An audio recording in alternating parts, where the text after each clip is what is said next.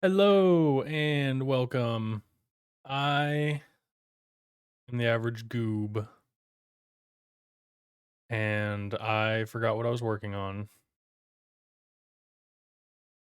Oh, okay. So I'm just gonna hop right into it. I did accomplish a little bit of basic enemy setup, and I have a few things on deck that I would like to work on, such as fixing the helicopter enemies, creating a melee enemy, a ranged enemy, setting up maybe spawner logic, and saving and loading player data because it's getting annoying going through the title screen every time. Uh, just throwing that out there. Hey, Songbird, welcome in. Stellar Frog, hello. How you doing this fine Thursday evening that we no longer have to raid in? That's the only reason I'm streaming on Thursday. I've been hyping myself up to stream all week. Is that old school Donkey Kong? This current one is Legend of Zelda. I can see where it sounds Donkey Kong, unless you're talking about the previous one. In that case, I have no idea. Yeah, this is a Twilight Princess. This is all like lo-fi chill video game music. Cool. You can't see Sophie, but she's getting spicy already.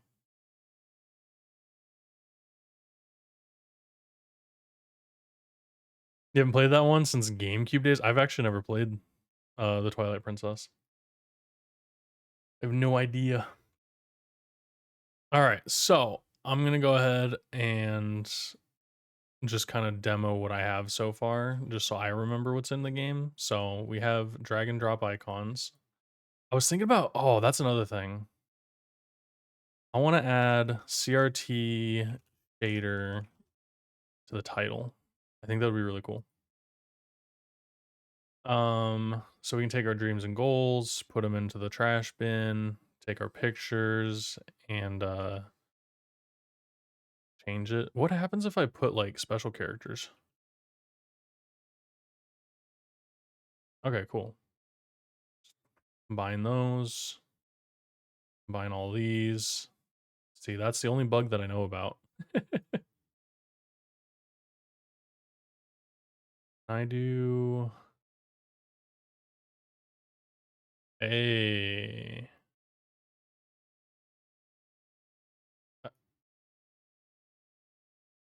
okay, so if I right click to name these, I can move them. Okay.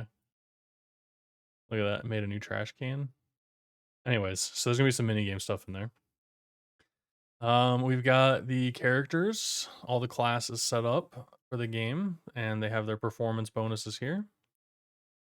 So that's cool. And then we can go to strengths and customize this and just make this guy super buff. And then we've got full character customization now as far as this goes. So I can randomize everything about this character. Even though like I was a delivery driver who has the specific look, I can make him be the gamer if I wanted to. I was the gamer. Oh, and I added new shoes, so there's different kinds here. I think there was just like black shoes and the red shoes. That was it. But full randomizing here. And I still haven't done anything with like the level select, but this will be the level select. Oh, and then I didn't even change my name, but you can change your name. And right now I just have it displaying over the character. Obviously, it'll be part of the HUD. But then I have enemies with their health, and anytime they run into me, they constantly take damage for now. So I haven't implemented like auto abilities or anything, but they just take damage whenever they run into me. And then you can see down at the bottom here, it's doing 23.5 damage each time because that I boosted my character's strength. So if I started with somebody who had no workload capacity, dumped all of it into like communication, and then I think of the attack, yeah, so it's dealing 15 damage. So first thing I want to do is fix this helicopter movement so they don't do that. I want to make it so that they really only change direction whenever they're running in that direction.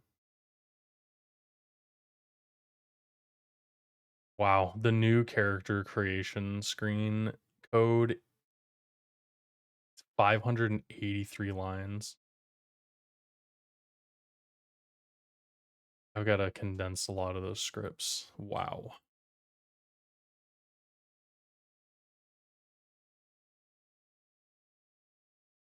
Okay. So we have this process to update the direction if their direction, okay, update facing if their direction is greater than 0. I really want to make it so that it's if they're going fast. So let's do enemy state dot case.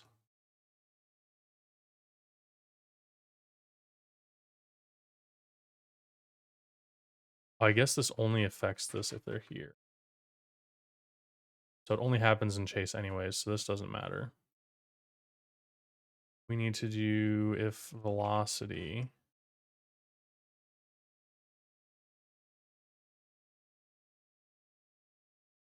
greater than 5. There's a vector 2.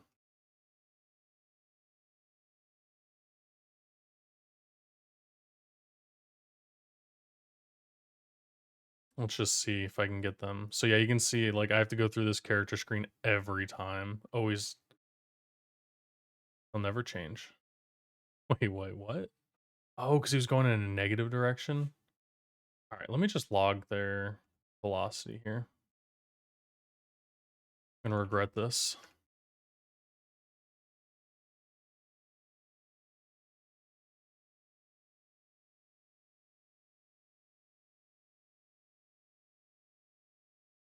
Okay,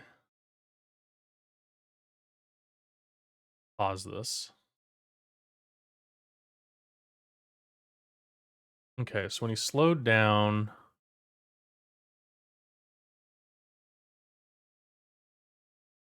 maybe if less than like 50.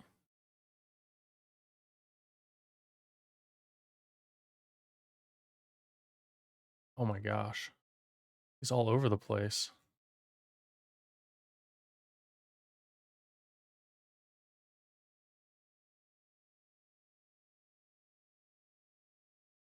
Okay, we do.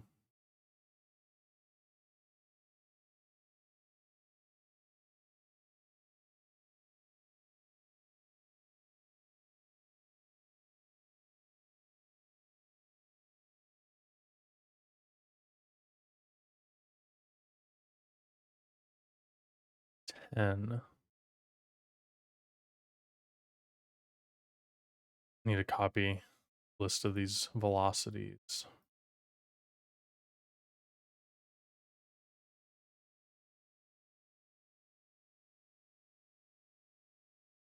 Okay, pause that. I was gonna say at some point he was just at 15, but no, that's the damage that he took. Yeah, from that notepad. Okay, pull this window over here.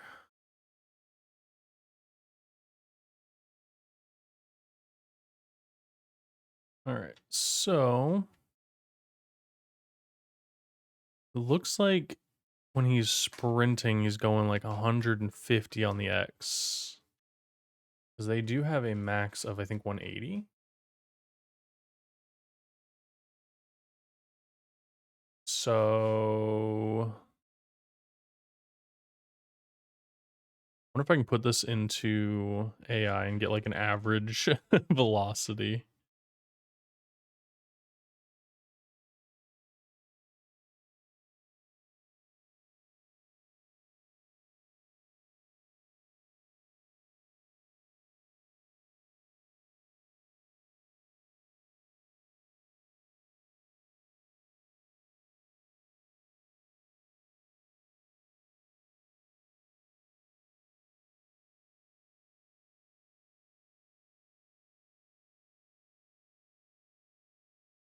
Going through. It's finding it.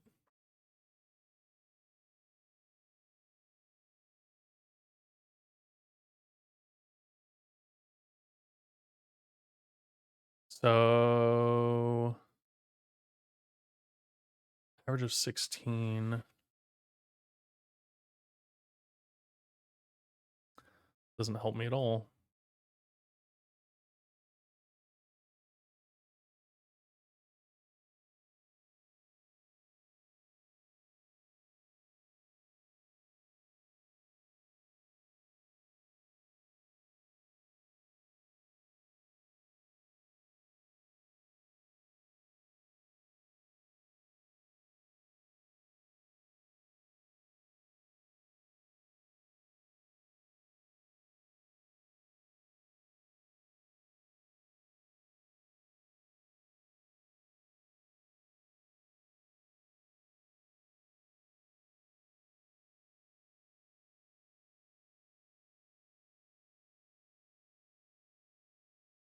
So we can do the absolute velocity. Make it greater than our dead zone.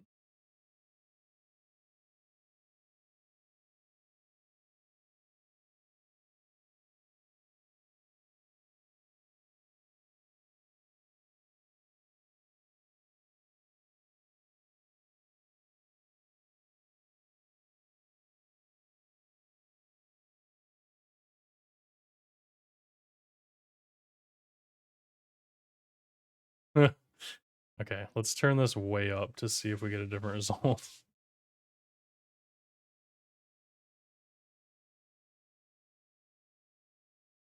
Nope, still helicoptering. It'd be nice to know if there was like an easy solution for this.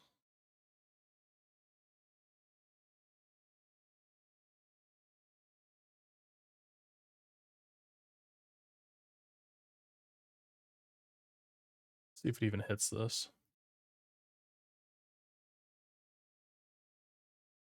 Okay.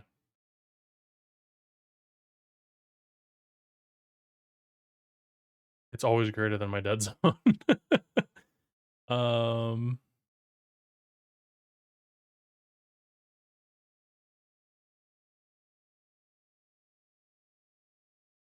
so let's see.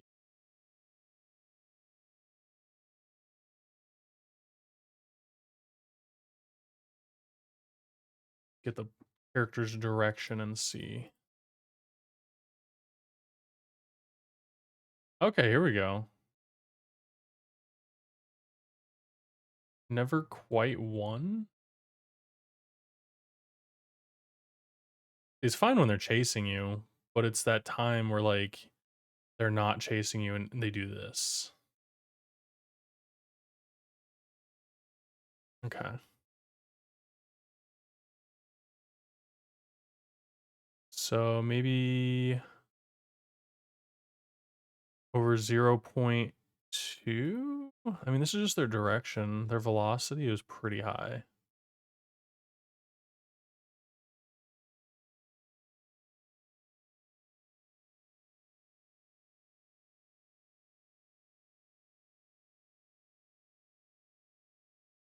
So their velocity, I think I could probably make it over like 60.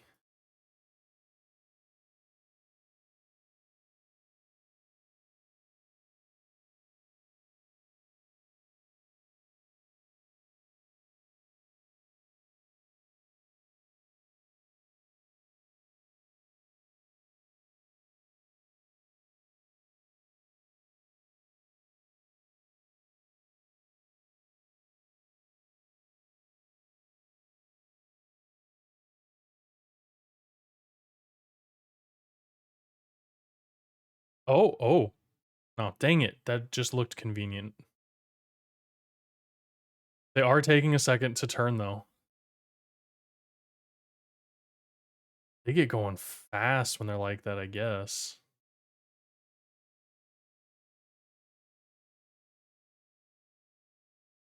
Okay.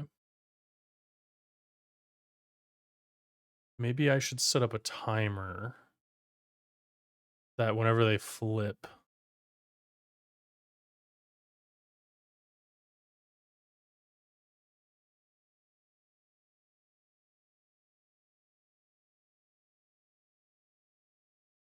Okay, so right now, oh, maybe I need to move this out.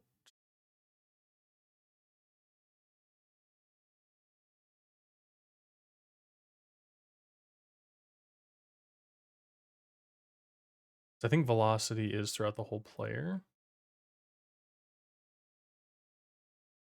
Let me move this into this function here in case I need to use it outside of the movement.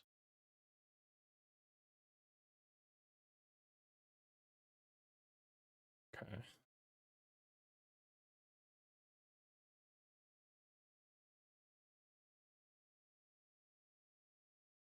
Um,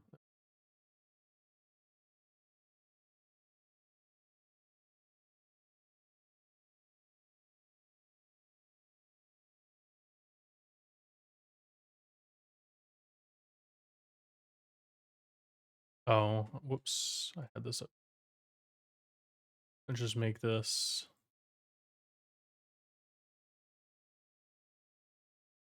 here for now.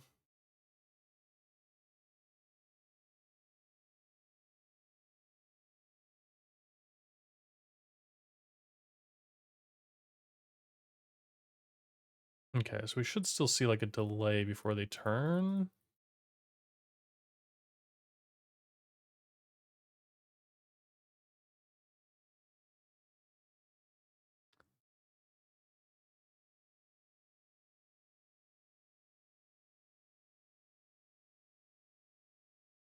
They're still flipping so fast. Just gonna bump this up 120.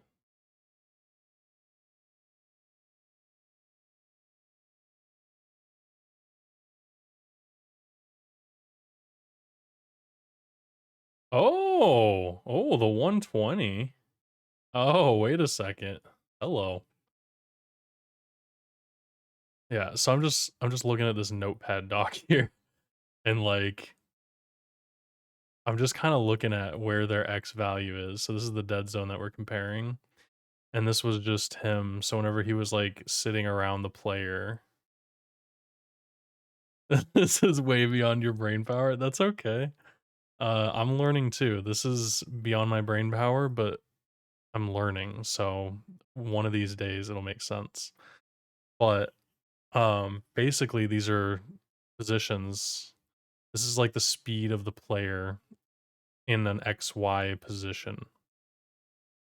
And so I logged out their values. And so you can see these lower numbers is when they were just sitting around the player. And these bigger numbers are when they were chasing the player. So you can see when he started chasing me and as he ramped up, he almost reached 180. And 180 is my maximum for him. And then you can see slow down when he gets to me. I run away, he sped up, and then he starts sitting around this little tinier values like 3, -29. Like this means he's like surrounding me. So just like in the Matrix, I can see that this guy has blonde hair. No, I'm just kidding. You're learning Blender? That's what's up, Songbird. What are you learning Blender for? You got a project you're achieving, or you just doing it for fun?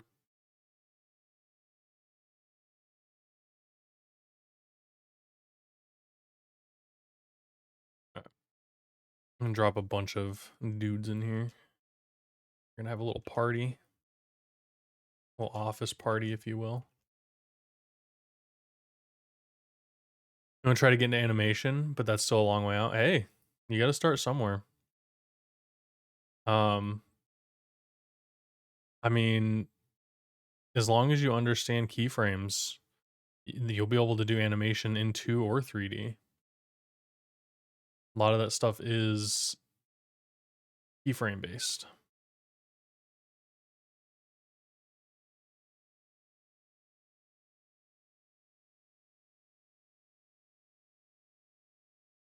Okay, so they have collisions to each other, and I know traditionally, um, Survivor games don't, but I don't hate this.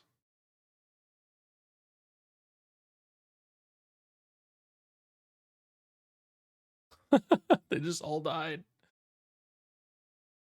I don't hate this.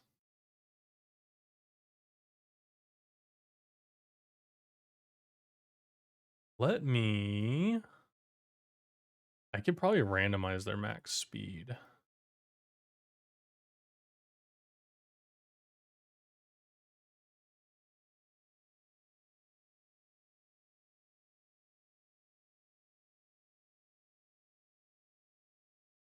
I'll just do stats.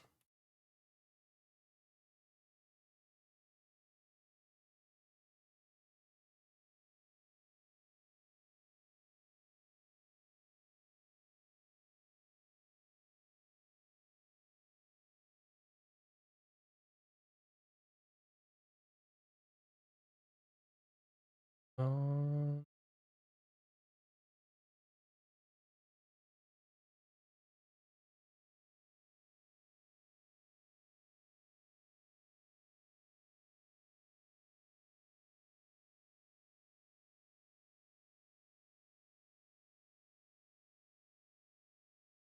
I was gonna ask what kind of I know you said animation, but like for video game animation or like movie?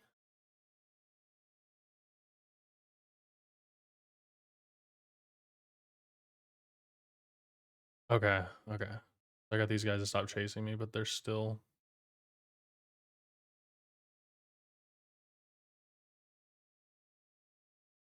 You wanna do a little Helldivers thing? Okay, kind of like I don't like red versus blue, like machinima style animations. That'd be kind of neat.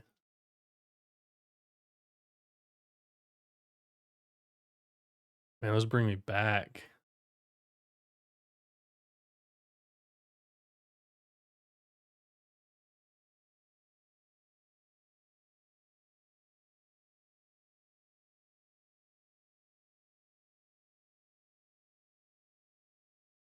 Shame the last season got canceled. Oh man, I haven't seen Red versus Blue in so long. Like I didn't really watch that, but I did play a lot of Halo back in the day. I've never really been much on YouTube. Makes me sound like I feel like YouTube happened at my prime time that I could have been making content, but I never really got too far into it. I tried.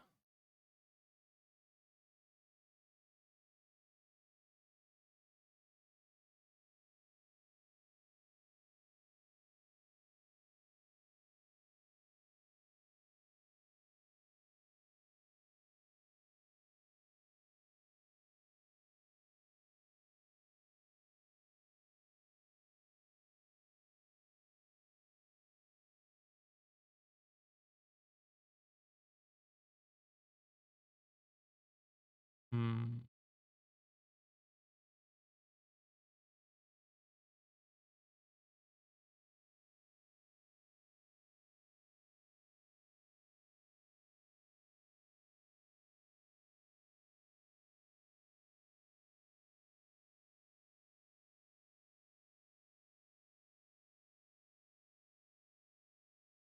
Did I just remove their chase code? Oh, I did.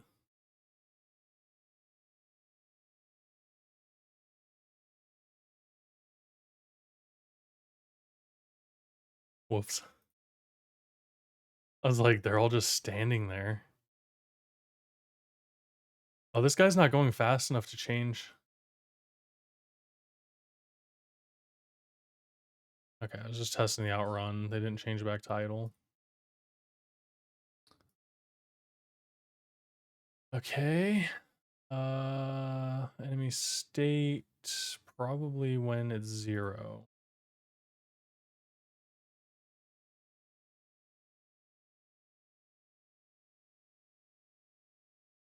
Wait, current state?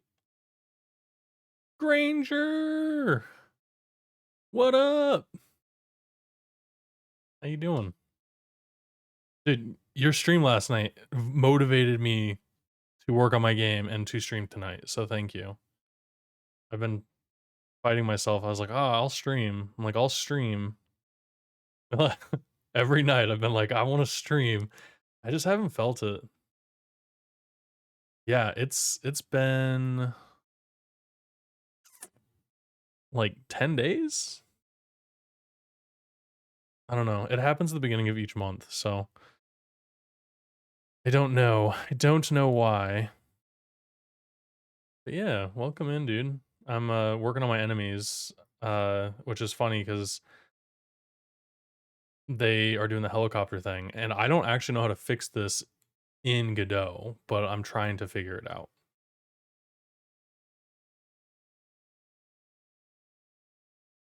Last one you caught was the alien playthrough. Oh man, that was Halloween night. Songbird. That was a long time ago. I swear I've streamed since then.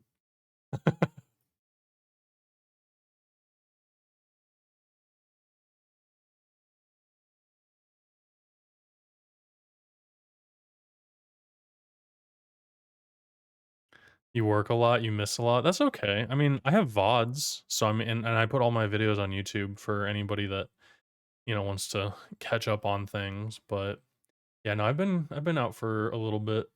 Work's been pretty busy. Um, and on top of that, I've been working on my new website.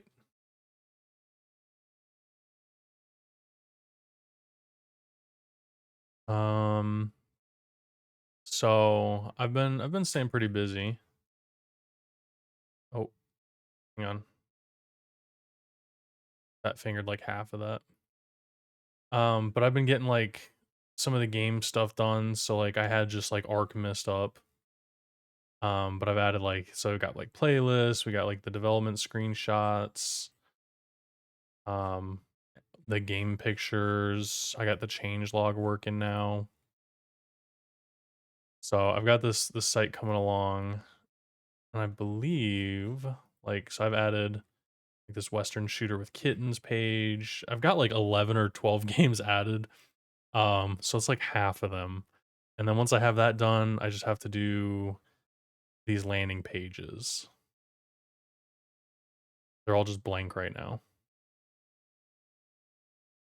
So I have a lot of work to do, but I've gotten a lot done, which is pretty cool. And then I want to film a little intro video, and it was actually pretty inspiring. I did a little post on Blue Sky. I guess I could have just pulled it up here, huh? So I did a post on Blue Sky where I just asked, as an indie game dev, what inspires you to make games? Why did you even start? What keeps you motivated to share your finished game? And like, I couldn't believe how many people responded to this. I could not believe it. And honestly, this is what like kicked me off wanting to make a video about like what made me do game dev. Why am I still doing it? And a lot of it plays into this year and just kind of getting on Twitch and seeing other people doing game dev for me. I mean, it's amazing. Like it's been so inspirational, and I was just caught off guard by how many people had stuff to say and like their reasons for making games and stuff. And I feel like a lot of people are like, "Oh, it's selfish because I want people to play my game." Like, I don't know. It doesn't seem selfish to me. Yo, what up, David Tempstab? Long time no see. Where you been? Yeah, so I just want you guys to know you motivate me to want to work on games and stuff. And granted, I have my underlying I want to make games because it's fun, but it's like I've only really made game jam games and stuff, so I haven't really been motivated to make my own. The only one I made was Fatal Destiny outside of a game jam really. And like that was a huge project for me. Yeah, I know Granger. I know it was in your stream. I was just teasing.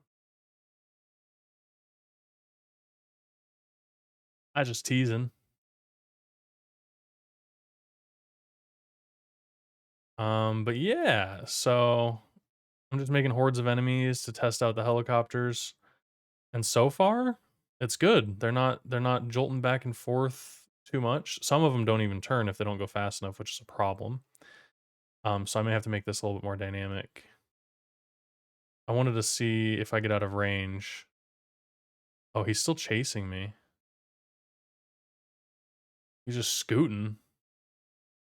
He's just scooting.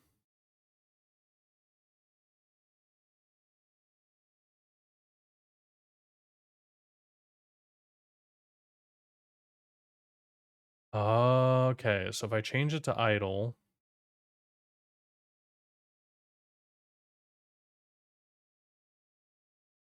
it's playing this animation. Okay. So I think keeping this like that should work just fine. Your life mainly consists of two things right now: watching devs and deving. That's good. I've been doing a lot of quote unquote game research. I've been playing a lot of classic WoW, and to get that core RPG experience feeling, all that fun stuff. And then I've been playing some survivors games. Shouldn't be moving.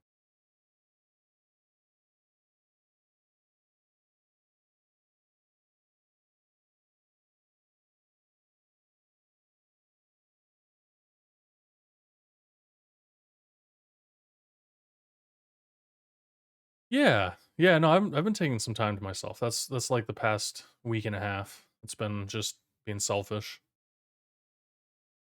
Oh, unless you're talking about David Hemp's dev.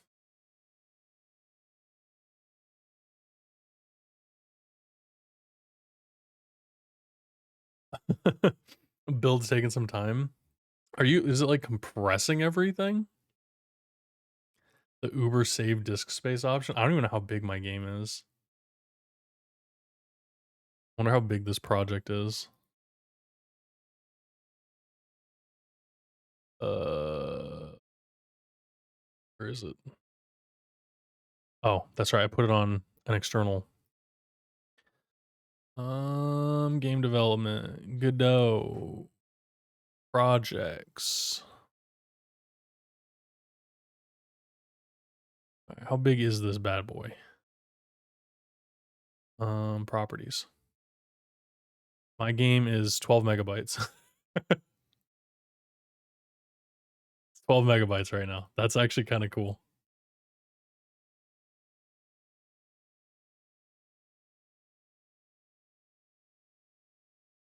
Oh, building it into the web. Okay. Unity has web builds? Was it Godot that didn't have good web builds? It was Godot that didn't have good web builds. Unity's always had pretty decent web builds. That's the time to yourself, Dave. Okay, yeah. I think deving is definitely like I've been working on my game like off stream, and it's been therapeutic and stuff watching other people stream while I'm doing it. But then again, sometimes like need to play some games too to kind of get away from that. But then it's like while I'm playing the games, I'm analyzing them.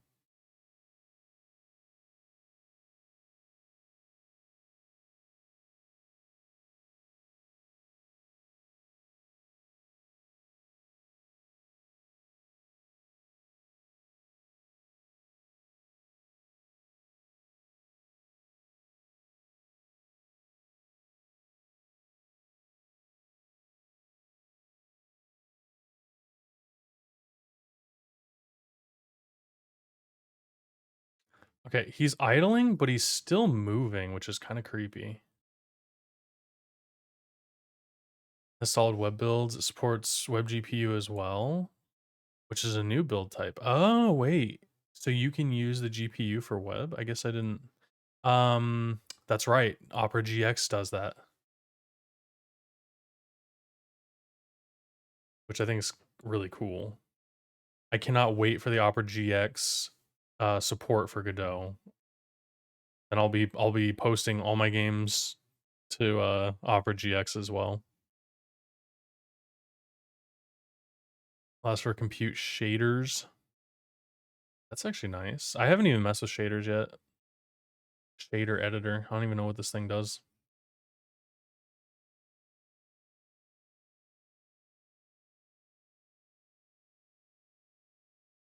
Hmm. Feel like I need to make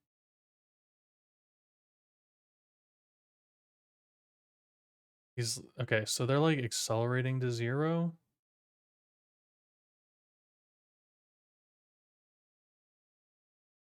Did I do that? I guess it'd be vector.0, but no, I think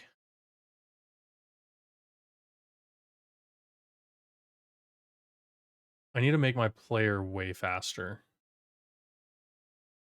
That's what I need to do.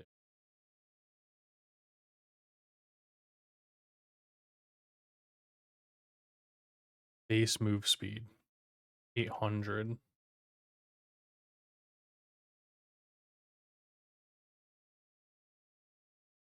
You're learning how to create music for your game. Ooh, that's always fun.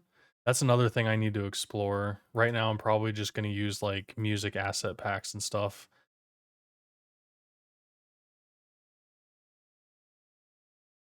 That's so cool. Dang, 16 minutes of the build. See, Granger, I have that's my trouble with 3D games, man. That's my problem with 3D games.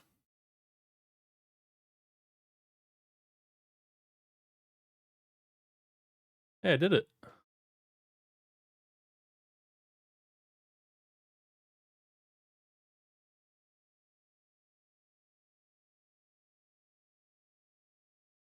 Oh no, he's helicoptering. Stop it. Again, you select this. I get that you selected super compression, but like that's what you'd want to do for web builds, right? Like that's just it's so lengthy. That's like encrypting your drive. Like you encrypt your drive or something, or like you do secure files on like Mac, you're out for the day. There's no question about it. 16 minutes? I mean, but that's building to launch it, right? That's not to just test it, I hope. A lot of experimenting with different sounds and learning chords, I imagine. What are you using? Like piano, guitar? What kind of music you making? Flute?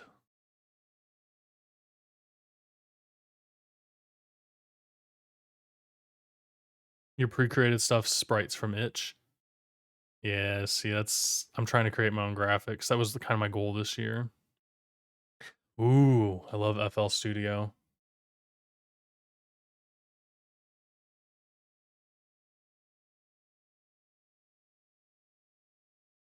24 megabytes for a 3D game? Yeah, I would say the compression worked, dude. That's I wonder uncompressed if it'd be like 150. You should do an uncompressed build just to see. I'd be curious.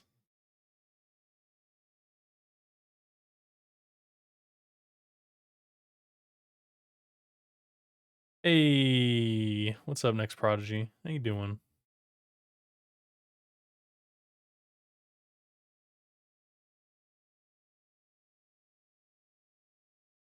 I'm testing out my enemy's state machine that I made. So I was gonna do actual state machines with animation players, but this works just fine.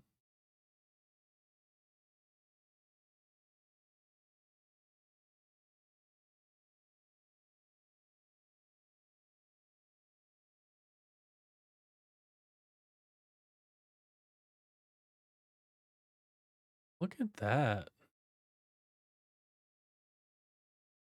Finally catch you on. How's the game going? I've been seeing some clips here and there. Yeah, I mean that's why I've been posting it to Blue Sky. I haven't been streaming lately, but I have been working on the game here and there, doing a lot of game research and stuff. But it's going pretty good. I'm building out the enemy right now, so I'm building the base of the enemy that will then allow me to create different versions of enemies. And I even set up an enemy manager so that I can customize and make different versions of the enemy easily. And then I've got enemy appearances. So I've created like an enemy appearance resource that I can come in here and I can customize like my default appearance and then I can make multiples. So like I can literally duplicate this, make a new appearance, come over here to my assets, and let's put like the gamer hair on this one. And then the gamer face. Why not? So then I can go into my base enemy here, and I've got an appearance array that I can just add in. And then so some of these enemies should have the gamer hair. Yeah. See? They got the gamer hair and face now. So that's I've been working on just getting the enemies basically customizable to whatever I want to do with them. But they're basically like the melee are gonna have a certain outfit. There'll be like some range ones that like, throw things at you that'll have stuff. And I've just made my player extremely fast so I can outrange them and test out their idle animations. But they've got health. If they stay in range of me right now, they just die. And then I've been working with like Y sorting, learning how to do all that in Godot. And then today I've been working on making it so they don't helicopter around the player. But it's been going pretty good so far. How you doing, Prodigy?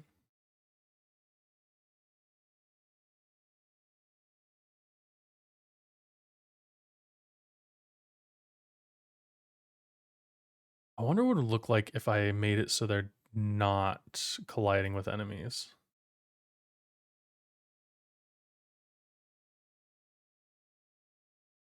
Let's see. Let's see how messy that gets.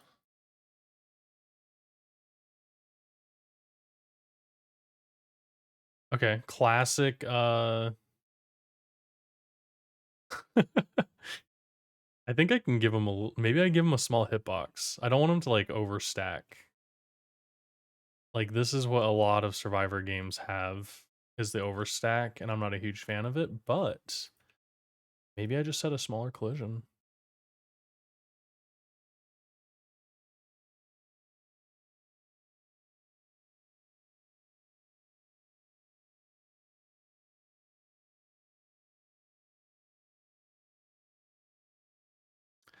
Let's actually make this a sphere.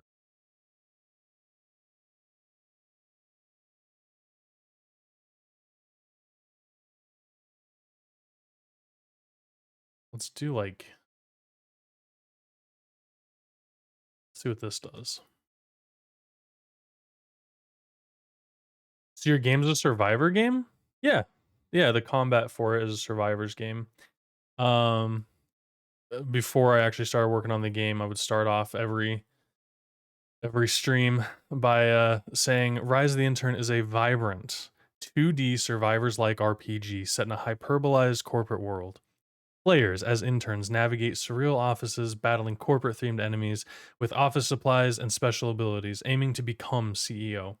Inspired by Vampire Survivors, it features fast paced combat, a satirical narrative, and a unique setting offering chaotic fun, strategy, and humor. This game is a fresh take on the corporate setting and offers a blend of relatable office humor and over the top action, making it compelling for a casual gamer. So that was basically it. But yeah, like my whole game design doc, uh, I detail like the different kind of stuff in this. So basically, it's going to be RPG style. You're going to have quests and stuff. And actually, I did work on that a little bit. I worked on the task log. So in Figma, this is where I'm doing all my like UI and stuff. And so I've got like my survivors HUD, and then I've got a task log, so you'll be able to like complete quest style things. These are basically like daily tasks or whatever, weekly tasks. And it's like, go collect the coffee cups, very RPG style. Um, you get money, you try to buy new office supplies, you upgrade your character. So it's got like the RPG feel with the stats. But instead of like a tactical RPG like Fire Emblem or a turn-based like Final Fantasy or Pokemon, you're gonna have the survivors gameplay in place of all those. So you'll have like the random battles, like where you daydream and it, plays out these scenarios and stuff. You'll be able to upgrade your items and have like the survivor style upgrades while you're playing. So, and there's gonna be like a timer, you've got your like experience bar, you've got the main boss's health up here when you do fight the main boss for the level. But yeah, it's a big undertaking for my second Godot project. Um, but I do have a lot of games that I've made, so it's no excuse. And this is my current website, Average Game Studio, that I'm rebuilding it. But it does have all my games on here. It's like if you go to my games, you can see like I made Key the Board Warrior, Quiet Quitter, and Archimist in the past year. and then I've got like a ton of games. Reminds you of the South Park games? Yeah, I was thinking it's kind of like the Stick of Truth or whatever in that kind of sense, where it's like RPG, but it's kind of got the humor and stuff. Not as vulgar, but those ones were fun games, I will admit. Yeah, so that's what I'm working on. And that's why I'm focusing on so like I'm gonna be taking 2 weeks off from work at the end of the year, and the goal is to get the main game loop done, where you can fight actual enemies. There will actually be abilities, that kind of thing. So to get to that point, I need to work on this.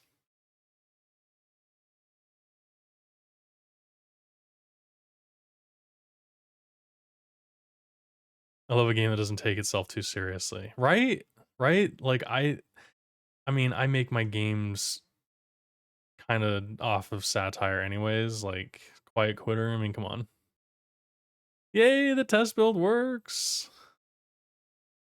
Hell yeah, Granger.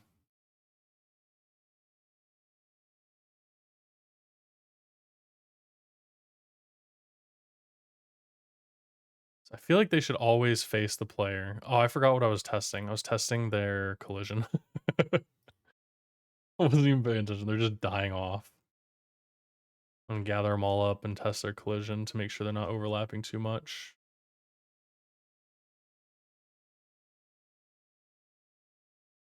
Yeah, see, the problem is,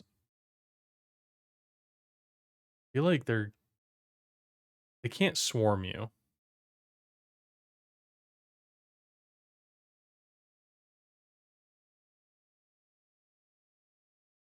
You'd have to like run into them specifically. So where is the player chilling? Checks for effects. It doesn't even check for enemies. Oh, that's right. I've got the minimum distance on the enemy.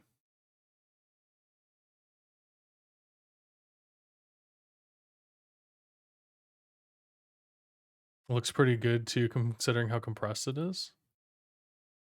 Interesting. Like I guess I didn't think that would affect the quality.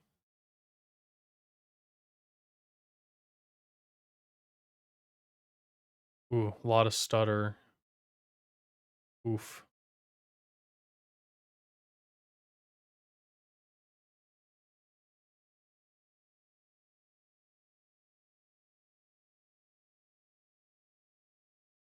Okay, so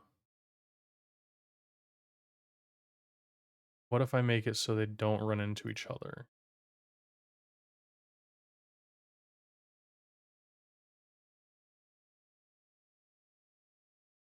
Yikes. Okay.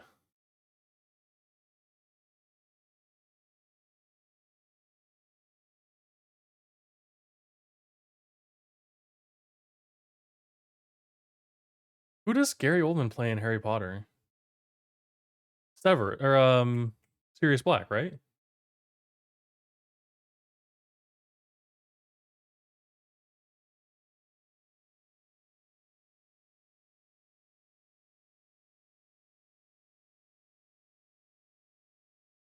When it compresses it, Granger, does it make it like grainy and like jagged edges?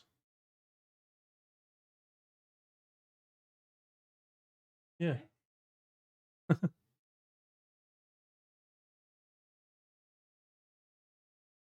Okay, so this works if I make the enemies different speeds. Then they don't overlap as much. And I think that's important. I feel like I don't have enough enemies to test. I just lower my damage.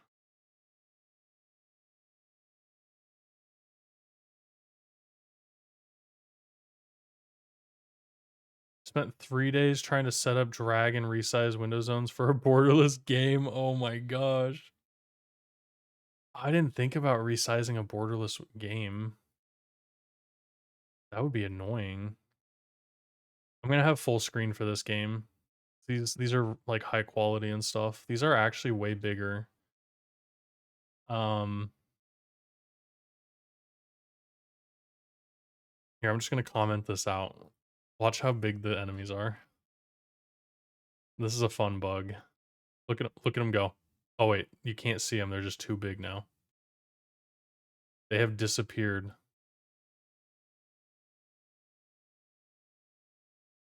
Hang on. I think it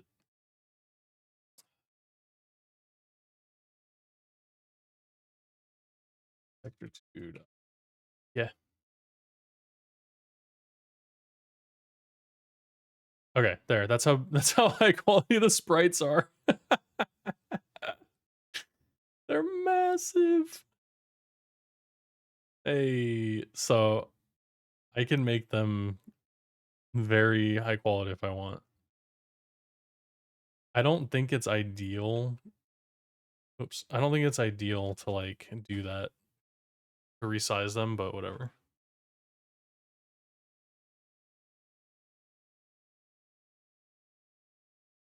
What happened? Oh, I set their scale back to normal. Uh so the actual sprite, it's 0.169. That's just how this played out. So I can scale them to be much larger if I wanted to. As a matter of fact, I should probably store this. Probably set this to that.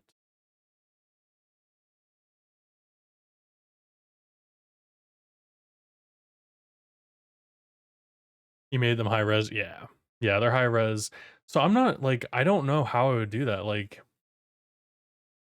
I scaled them down in the game and I think they look okay, right? And that way it allows me to like do these portraits and stuff. So like this is way bigger than the actual in-game character, but it allows me to like do these high res previews and stuff. You can see he's kind of like bouncing out of the container, so it's just like a stylized thing. But then when you go in game, it resizes it down. So I mean, like technically, I can make them full size and just zoom the camera out, right? Like I think that's a thing.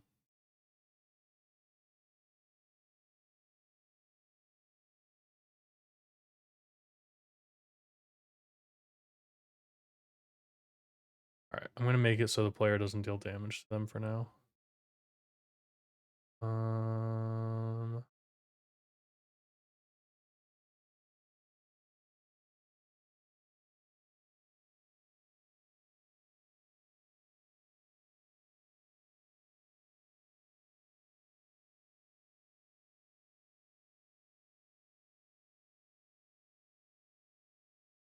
Playing around with the idea of stuff always on top idle game while doing other stuff. I've seen those. I feel like they'd be so distracting, but let me tell you, I could play ball throw like that. Just give me a ball throw that I can play at the bottom of my screen all day.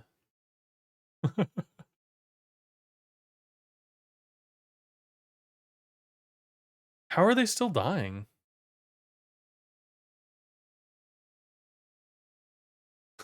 They're like going in and out of the area. Those darn guys. Just get rid of the take damage.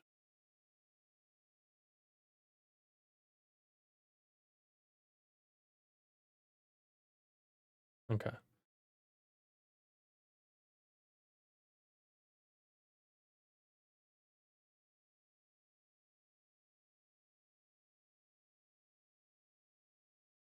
Okay, so I think I am reversing their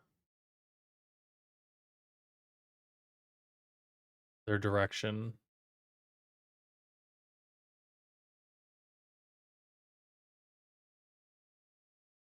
It's literally just these two.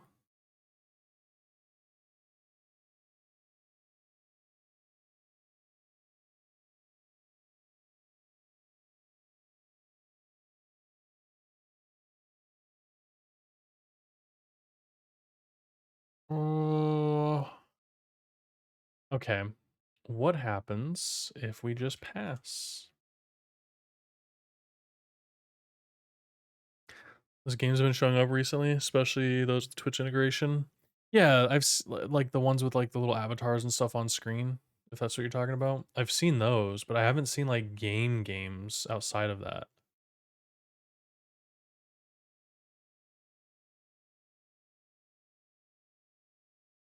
Okay, so yeah, definitely want to keep this minimum distance thing here.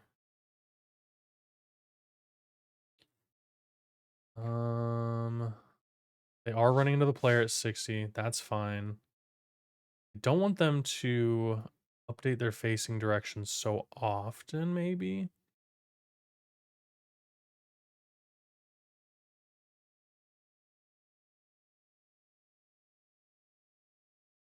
Let me print out their direction X and let's just see what happens when they're standing on top of me.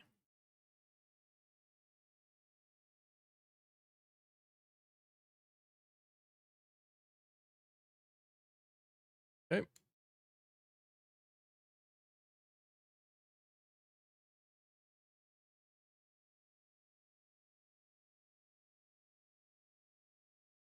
It's bouncing between a lot of the 0.9s. So maybe if it's over 0.3 or over 0.5, maybe?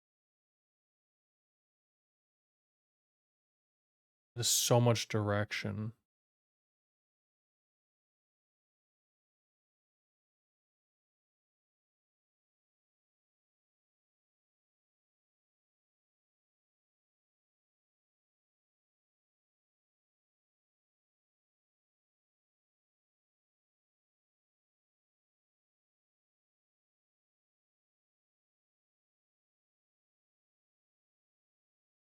They're bouncing less.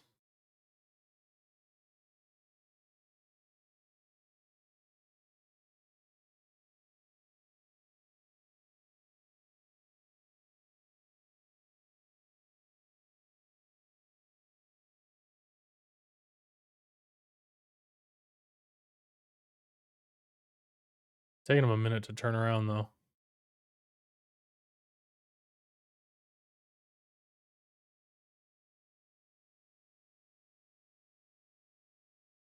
I almost feel like I need to make them face the player.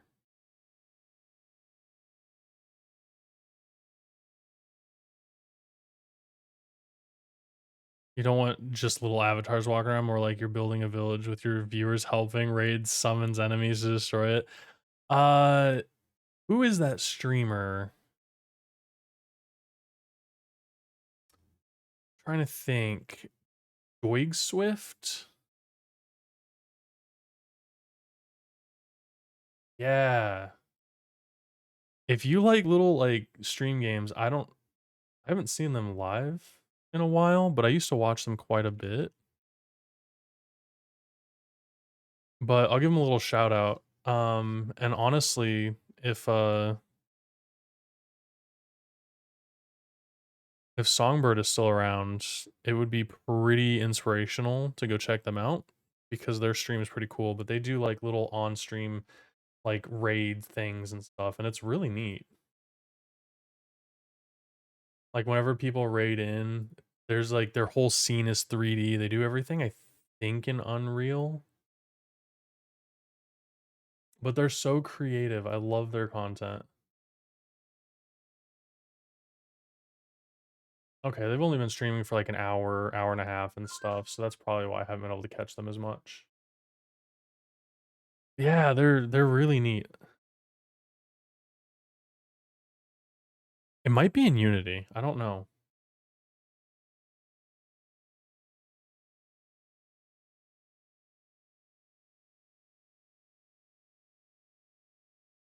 I guess they've been like rebuilding. Let me see. Oh no, it is. It is Unity. Yeah. So they have like this whole 3D scene in Unity. Look at this. Perfect timing. I think this is a raid. There we go. Look at that. I literally clicked randomly into this. Look how insane this is, dude.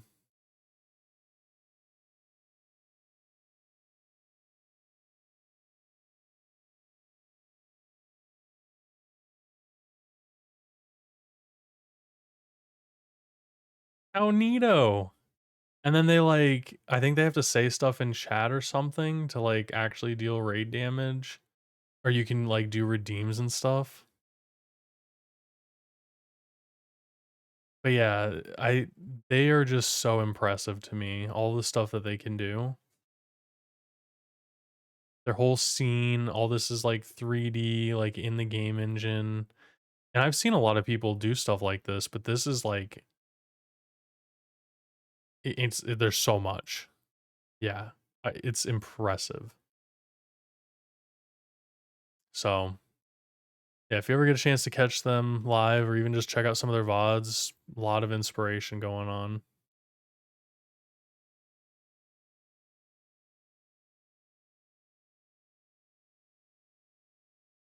I just got a text.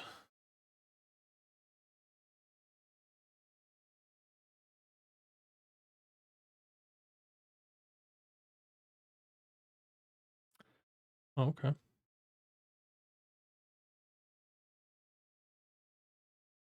That's a lot like the idea you had going for when you go down the overlay path. Yeah, I don't want to go down the overlay path, Granger. I'm scared. I'm scared that I would just get too much into it and that's all I would do. But if I have a released game and you know the game's doing great and everything, maybe we explore the overlay. I would do 2D most likely. It's more to create those kind of interactions on stream. I know. It's so cool that they do that too, and then they share it with everyone. So nice of them. All right. The main thing was to fix helicopters. I don't know if I really fixed that.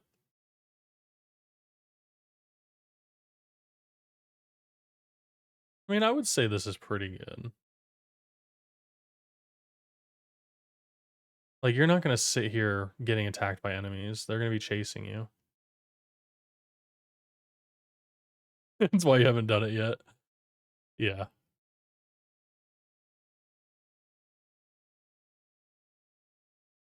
Would it be terrible to keep their collision?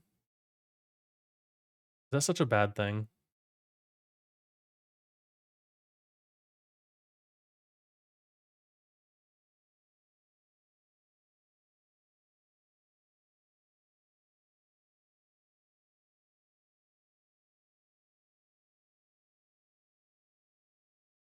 I mean, they 100% need collision with like environment, but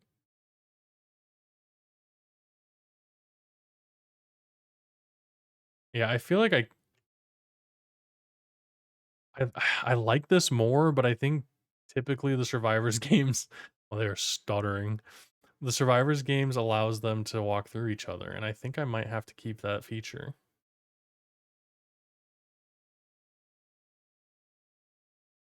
I think it's just part of the territory.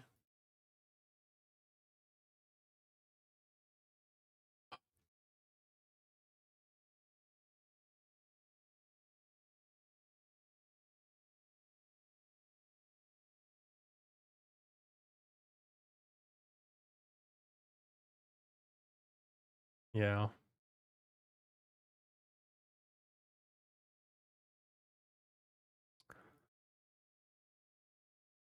And just turn this back into a pill capsule, if you will.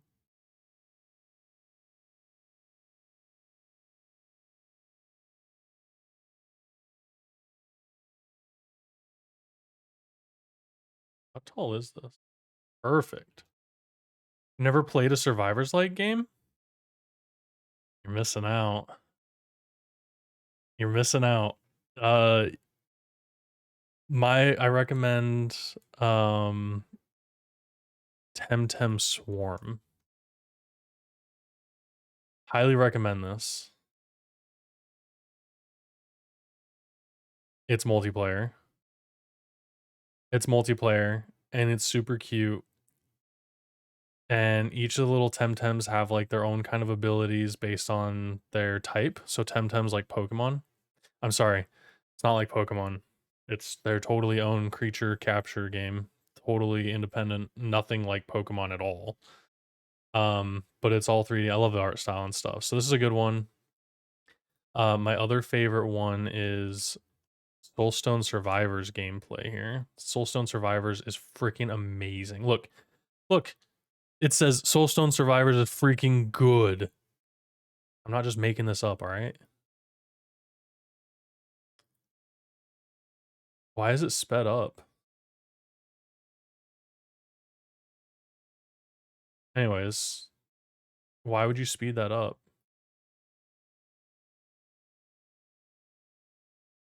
There we go. Look at that.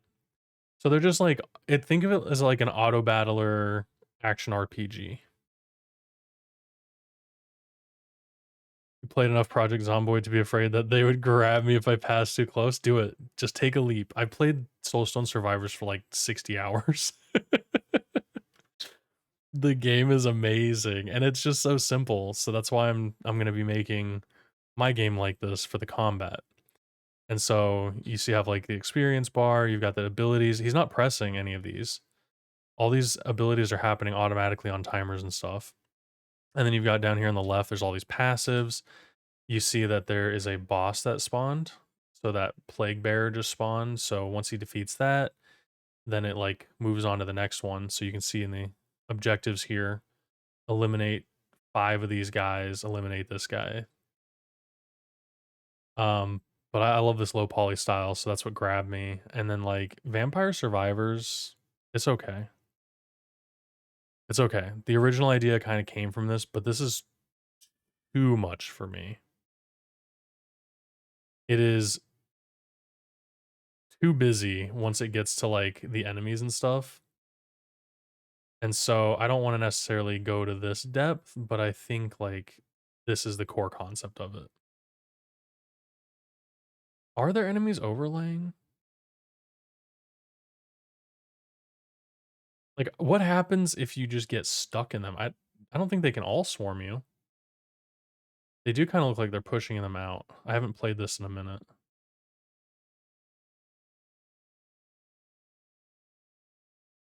So maybe like certain enemies collide with certain ones and I can set that up in my game.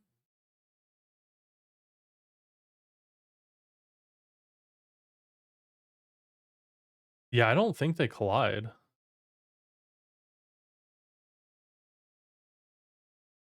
I mean, that might be my answer.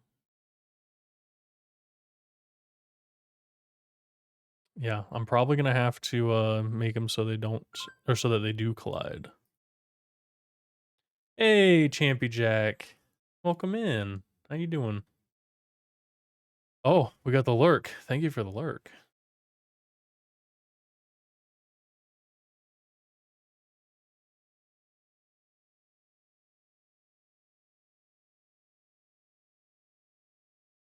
Oh, was I messing with the wrong one?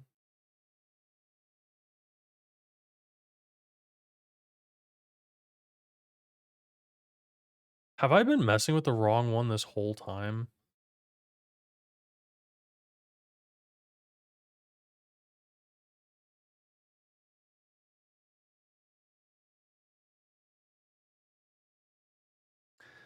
I've been messing with the wrong one this whole time.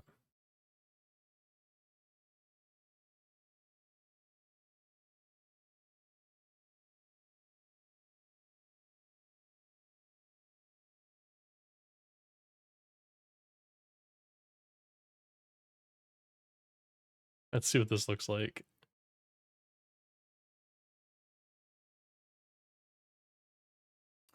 Oh, yeah. See, that's perfectly fine.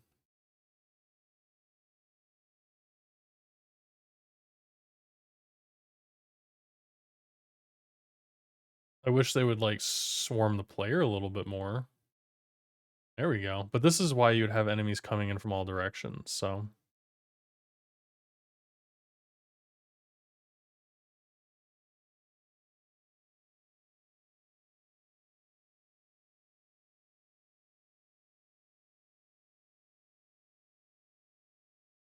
Okay.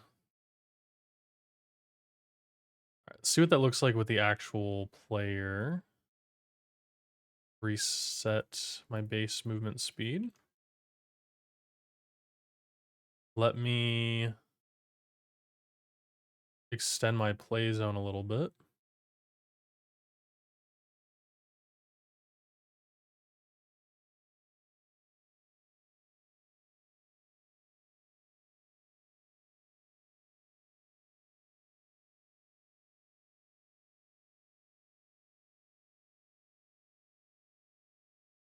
Can I just scale this whole thing?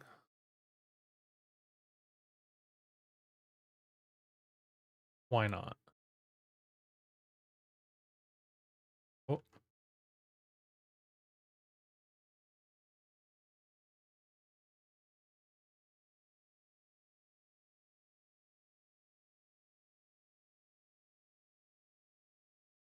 is this a cheap way to do it? Sure. This isn't what my level is going to look like.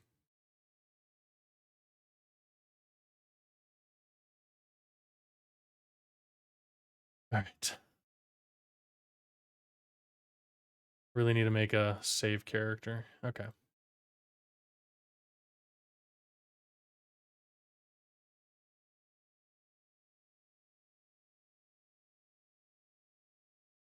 Yeah. Yeah. I mean, this is fine. Like, if they're going to clump up together, like, you'd be throwing stuff at them anyways, right? Oh, yeah. We've got a survivor's gameplay style going on already, and I'm digging this. Need to need to update this a little bit. Okay. So the turn dead zone needs to be higher. So maybe 1.8 now that I've got the other direction a little bit.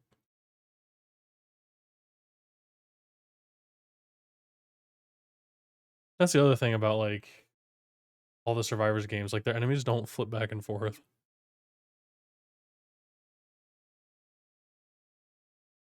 It took a long time to turn around, no?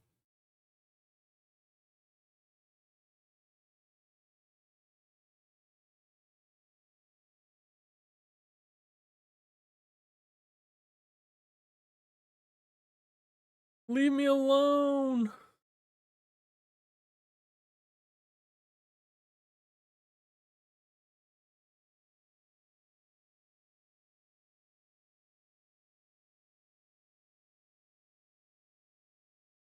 Yeah, some of them take a long time to turn around.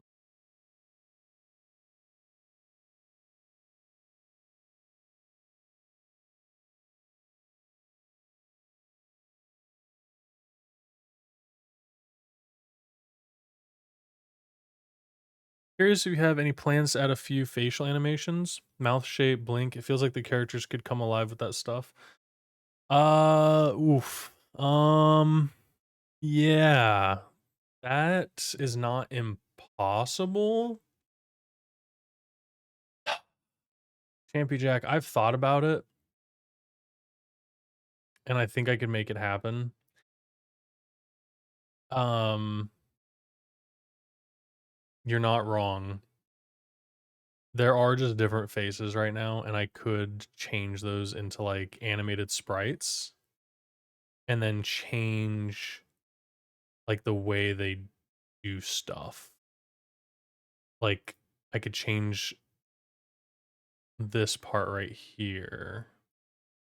I can do like an animated sprite for this, and then I can have like 2 frames for it. So it wouldn't be impossible, and then I could just it would randomize it so they'd blink on a random scale and stuff. Ah, of course you asked the hard questions. But now that I have the like customization stuff set up in place, I don't think it would be impossible. You're enjoying my art? Well, thank you. I need to do more of it. I need to actually start building out like levels. Um, I have some ideas for like the office and stuff that I need to just start doing. I might do that this weekend. Hey, Ooga Booga. You haven't been getting notifications for my streams specifically? Which hates me. Thank you for the posture check. Wow, I was really leaning back. I was leaning over. Mostly you're just commenting on your enjoyment of watching my dudes run around. Yeah. Yeah, I think they have like a dead stare. Like all of them do. Like this one gets me every time. But yeah, like I've got all these faces, like why couldn't I animate them? I don't see a problem. It's only a little bit of scope creep.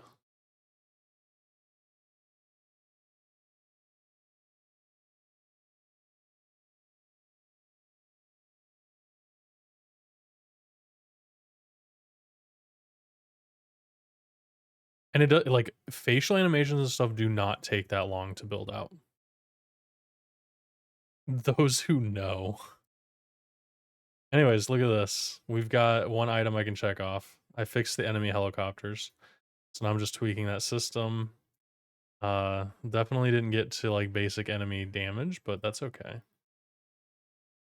Start on that next. Still trying to fix the dead zone so they don't turn around so weird. I see what you're saying, though, like, if they were just blinking. Especially since this will be, like, an office setting too, so you'll see some of these characters. Alright, you win. You got me. Just testing them out. Like, in a real survivors gameplay situation, this is almost okay.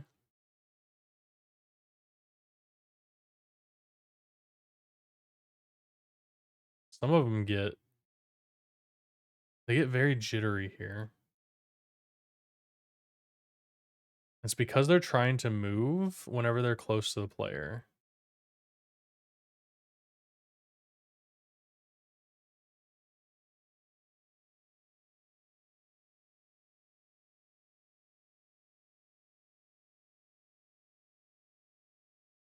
Hmm.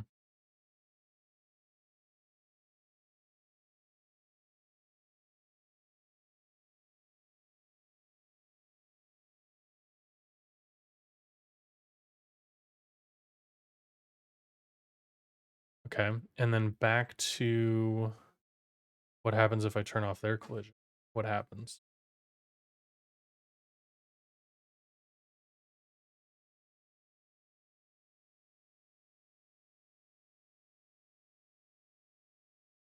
See that? That's not good.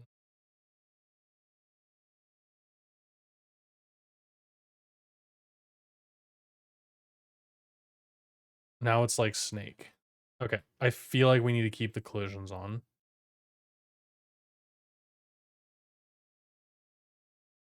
Adjust this a little bit.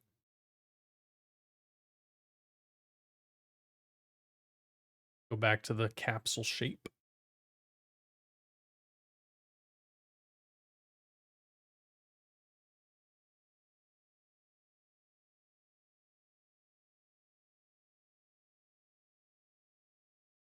A minimum stopping distance at which they can change into an attack or idle state depending on what you want them to do.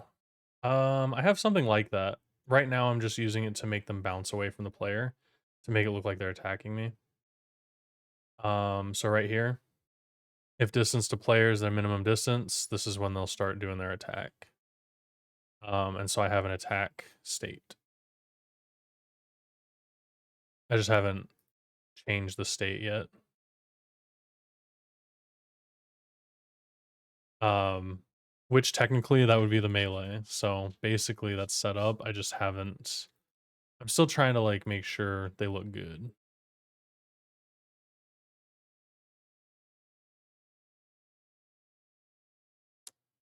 So they're still helicoptering. Do I have them check distance between themselves? No. No. No, they're trying to collide.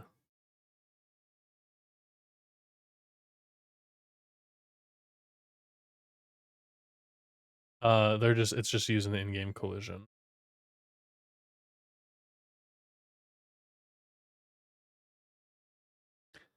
I think it would be a lot to check for individual collision because there's going to be a lot of them on the screen.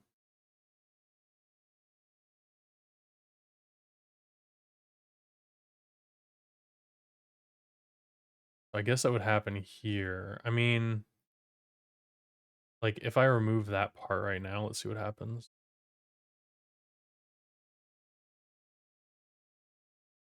Yeah. So when I'm not like reversing their direction, it might be a little bit better. They're still jittery.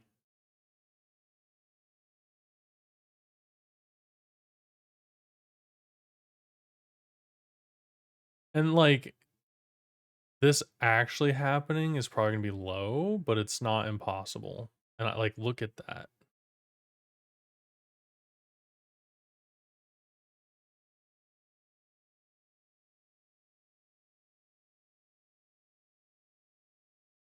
The jitters coming from them colliding with each other, right. I think it's worse when I'm doing a capsule shape versus a circle shape.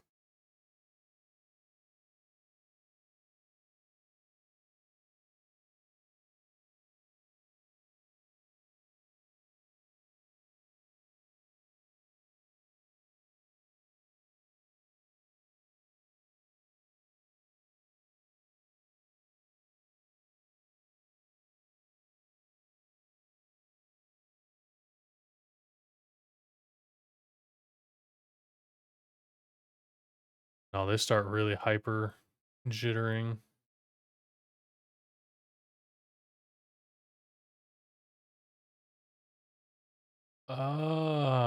What if I did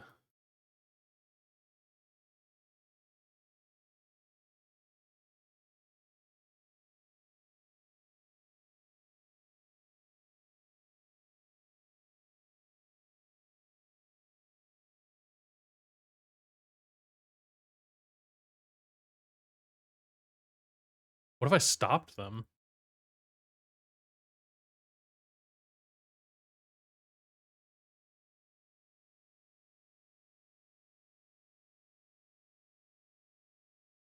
I don't have any attacking animations right now.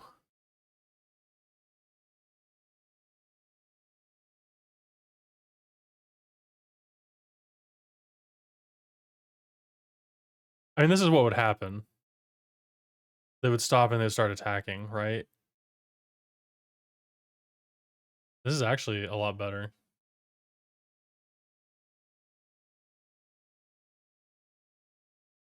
Problem is they're still trying to get to the player, right? They're still trying to get to the player. That's way better. Oops. So, what if we change the state here?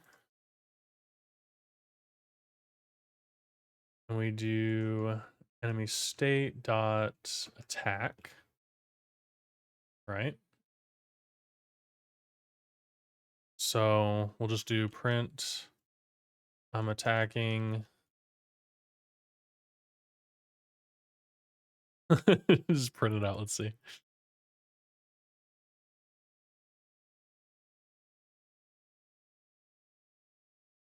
No?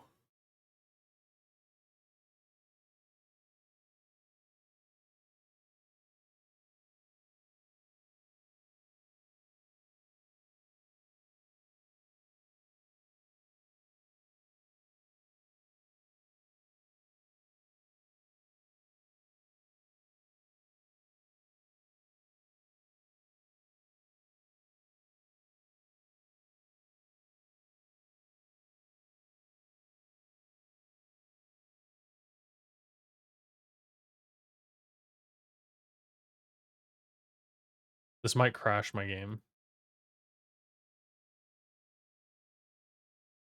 Oh, they're just not doing anything now. These unruly fools.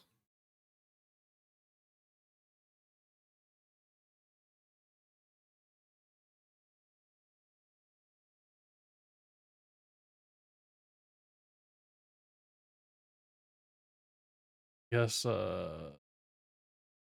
current state.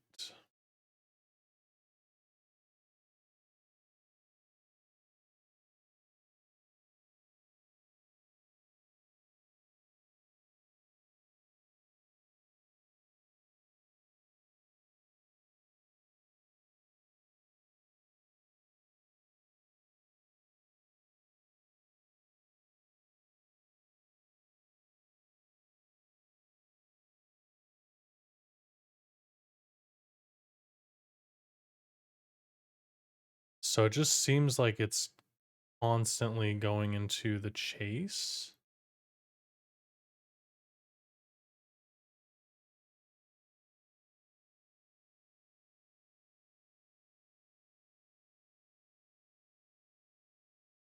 Hmm. Strange indeed. Why is the player not attacking?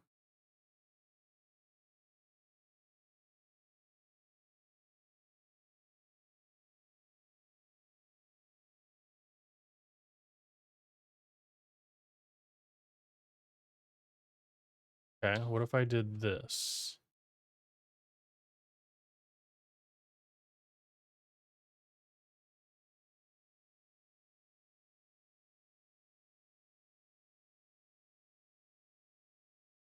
Oh, oh, bye. They're like, I'm attacking, and then they just leave.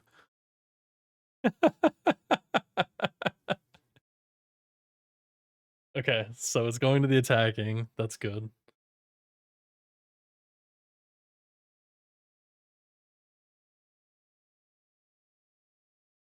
They're not paid enough to stay in attack. No, that's good. That means that they kept attacking, and then apparently they didn't like this. So what I'm gonna do, we'll put the velocity in here, and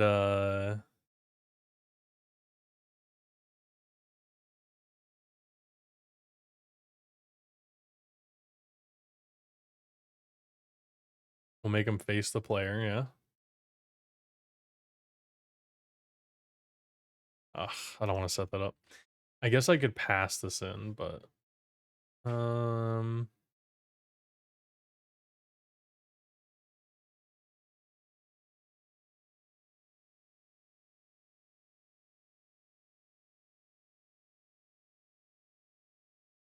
so we want them to stop moving, right?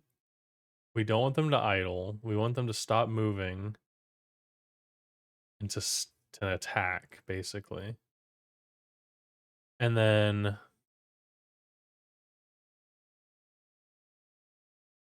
if they're attacking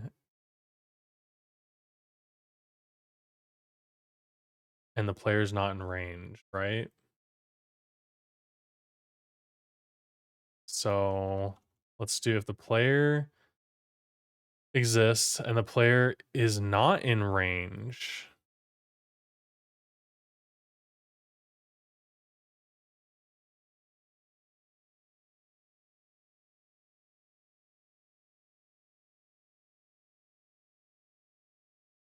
Hold on, let me think about this. Okay, so we need to check this. We need the distance to player. We need all of this.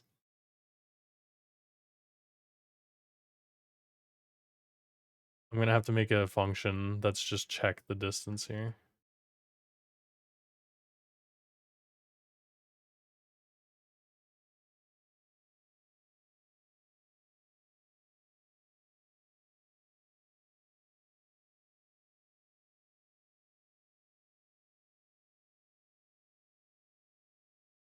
Hey, good evening, Ryan Hawkins. How you doing? Perfect for the gamer enemy, throws a controller at the player, rage quits. Well, I mean, the office workers will have they'll have their own abilities. Um, they'll be like corporate drones, basically. Been watching way too many devs use C# on Godot. Feels nice to watch something and actually understand what I'm looking at. Oh, heck yeah. And I know that like some of the code gets cut off, on the right, but for the most part, you should be able to see it. This is just, it's optimized for me. I know like a lot of people have like the inspector and stuff over on the right side.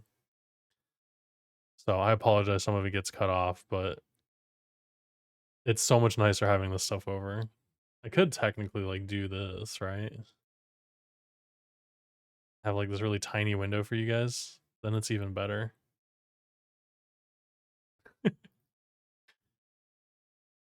we can do that. We do that. Maybe make these a little bit smaller. Now we're talking. I don't think I did anything. Anyways. GD script for the win. What up, Captain Anosa? How you doing? We got the whole crew here. I'm just working through getting my enemies to stop being so jittery.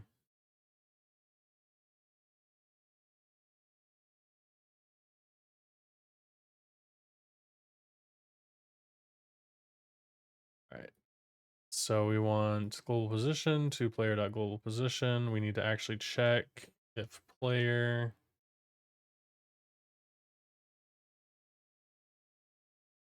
Okay. And then if they're within the distance, we attack. If they're not, we want to change state to enemy state dot chase. Put that in there. All right, let's see what kind of bugs I created.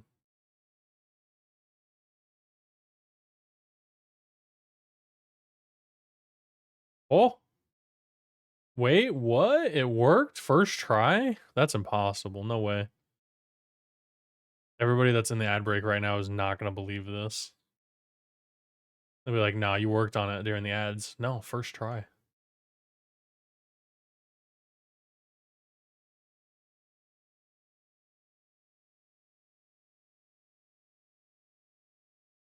Dome Keeper. I heard that. I heard somebody was playing that game.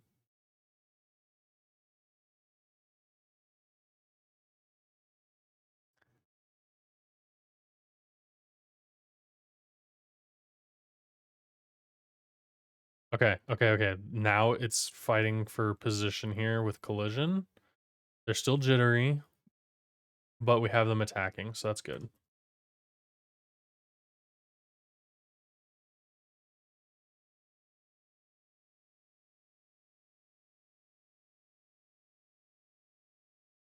Oh, all right.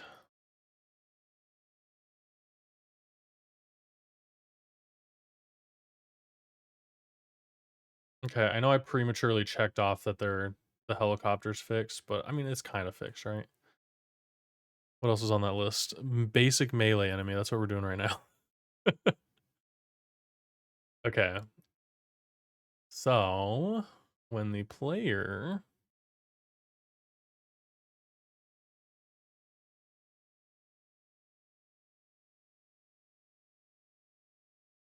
hitbox.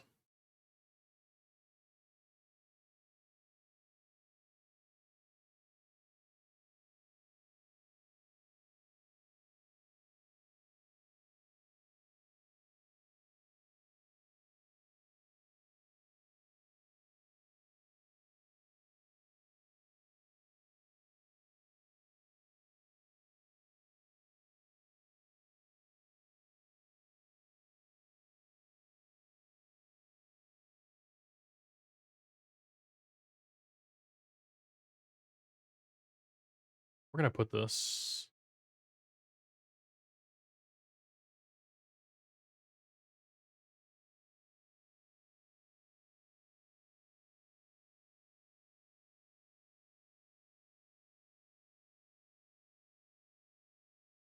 It's got home from one of your daughter's sports. Holy crap, it's cold.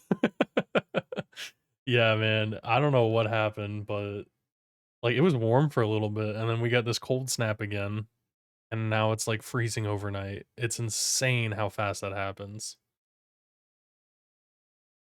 And we had like rain for like 3 days straight or something, 2.5 days or something like that, out of nowhere.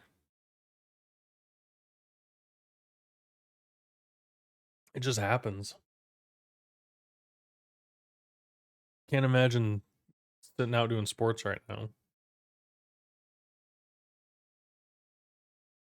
When I think of winter sports, I think of football. And I remember playing in the snow. Gosh, football in the snow was brutal. Especially I played center, and so like having to snap the ball, having your hands constantly like in the snow. Oh my gosh, it was horrible.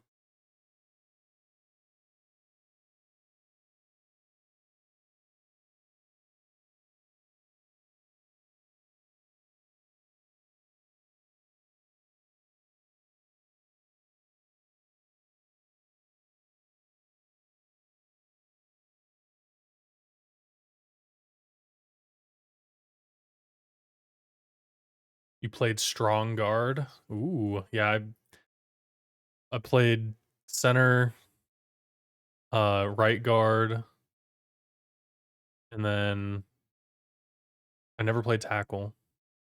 we had bigger guys play tackle, and I was a pretty big guy, so you can imagine the tackles were even bigger. And then on defense, I played middle linebacker and nose tackle. I was a monster. I look back on it, I'm like, that's probably what happened to my memory, my head injuries, all the concussions. That was fun. So the normal build's 27 megabytes. Man, only to save 10 megabytes. What's the time difference on the compression though, Granger? Like, I don't think that's worth 10 megabytes if there's a big difference. Watching a show about a doctor? Ask who? Who? Ooga Booga. Doctor Who? Which doctor? You watching Doctor Who? You're a fourth string slot back, kind of like a receiver. Yeah, I know. Okay.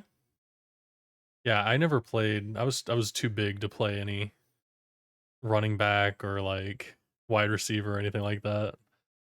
Those guys were small and way faster. Doctor Who? Yeah, Doctor Who.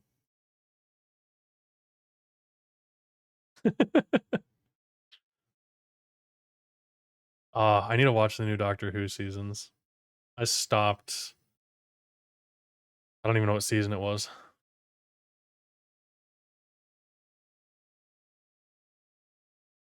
I couldn't even tell you. The normal build was 3 minutes. Oh man, yeah, it's definitely not worth it for that small of a project. Does it look better? Is there like a visual graphics difference?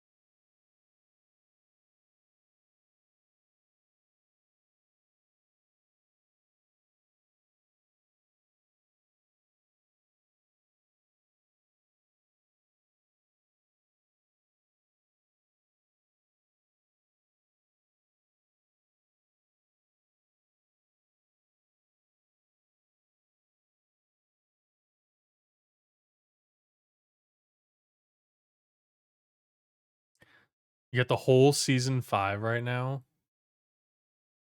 Let me see. Doctor Who seasons. Oh my gosh, there's so many. Okay, see, I've never seen the black and white.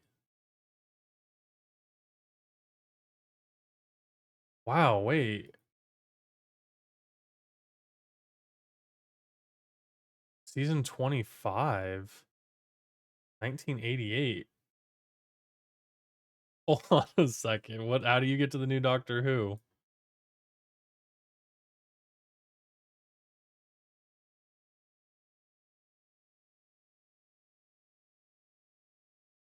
How do you know which season? Okay, I don't know who. I've never seen. Uh, I haven't seen this Doctor. I stopped at like it was like the female Doctor. I don't know how to say Nakuti. That his name? I haven't seen him.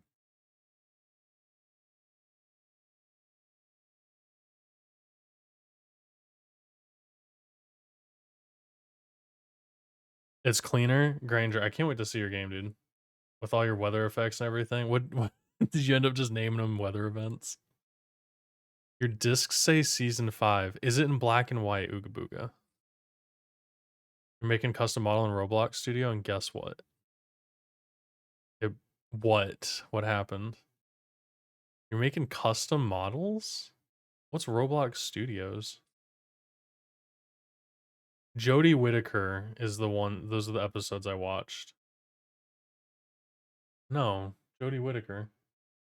Jodie Foster. Yeah. Uh Jodie Foster was in Silence of the Lambs.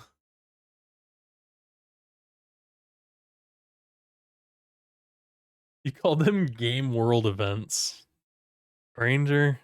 If that's not the most original thing I've heard for a game weather event, I don't or game world event, I don't know what is.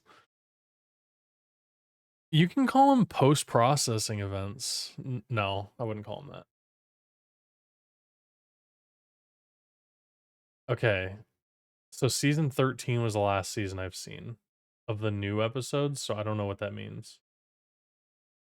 As a matter of fact, I may not have even seen season 13.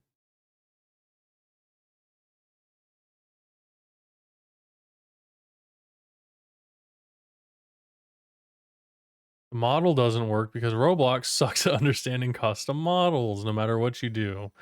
So you need to use a plugin to re-rig it. Wait, okay, hold on. Roblox Studio doesn't understand custom Roblox Studio models? Like you're making the model in Roblox Studio?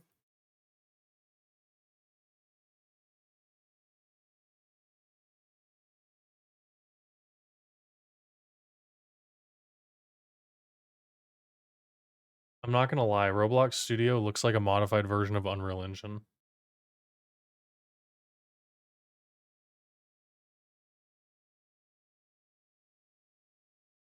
Actually looks kind of cool.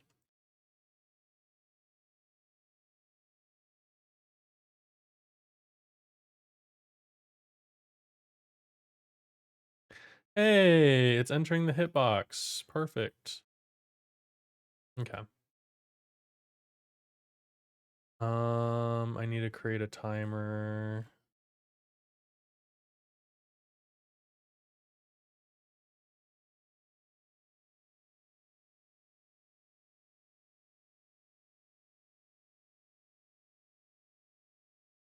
Oh, the one with Matt Smith. He was my favorite doctor.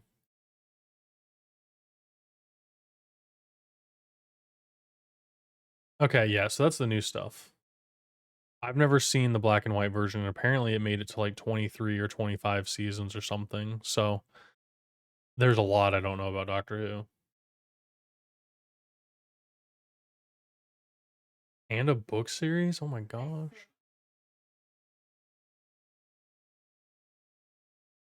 Oh my gosh.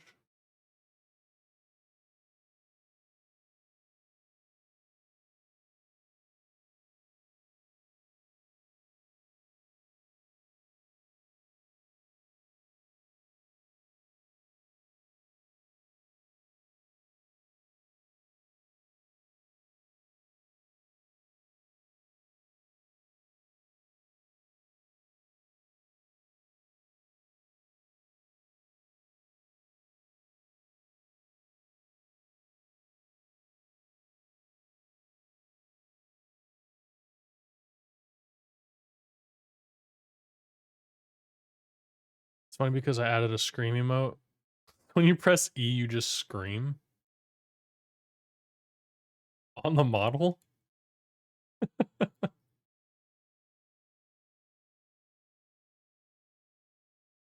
Does it make a sound? I swear I just copied that. Oh, okay, I don't need that.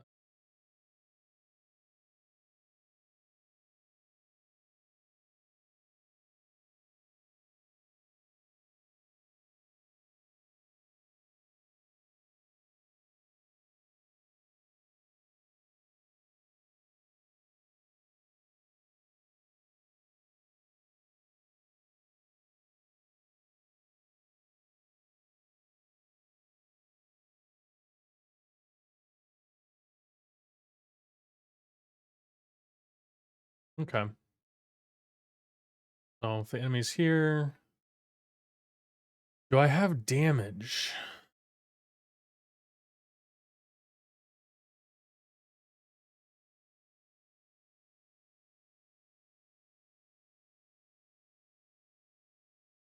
Let's do take damage.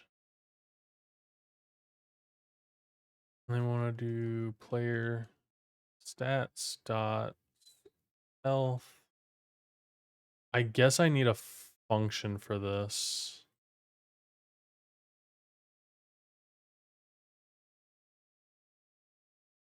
And copy what I have for my enemy.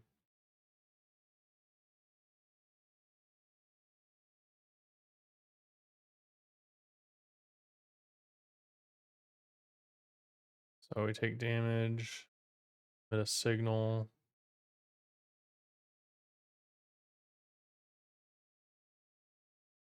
Okay.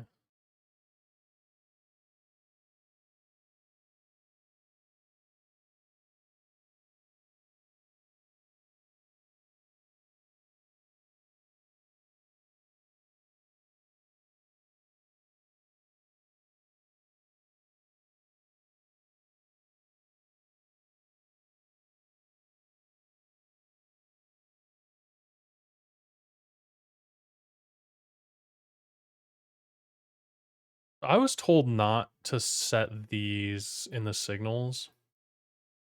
Is that bad? Set it to a float.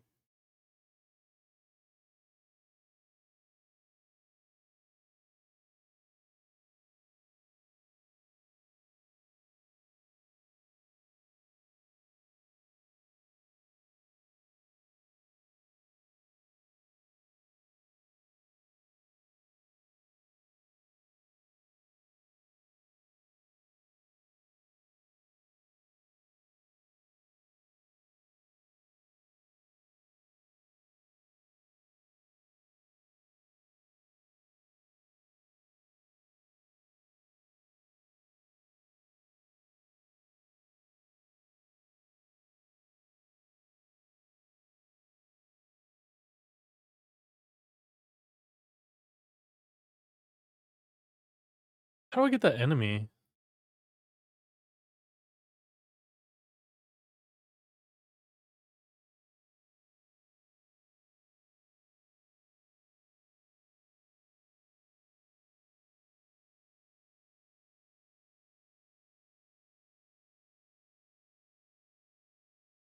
Huh.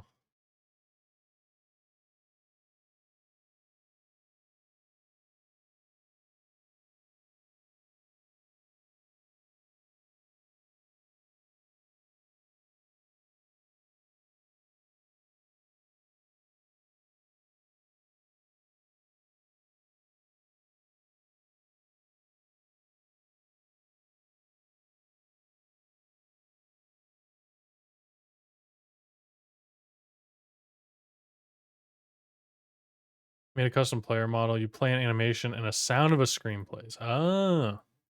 Why'd you why'd you do that? What kind of game are you making?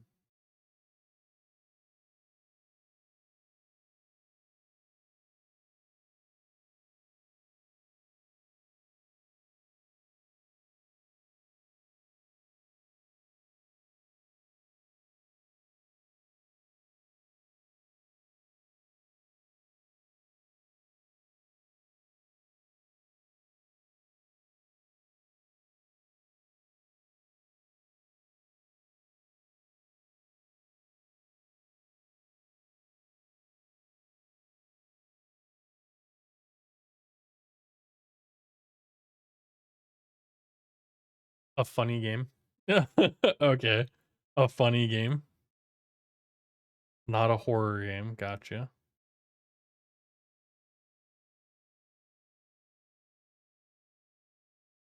Not gonna lie, I was expecting a little bit of an elaboration on what kind of game.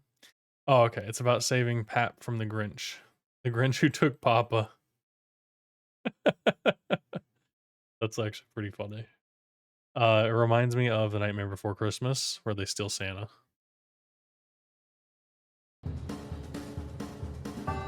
Hey!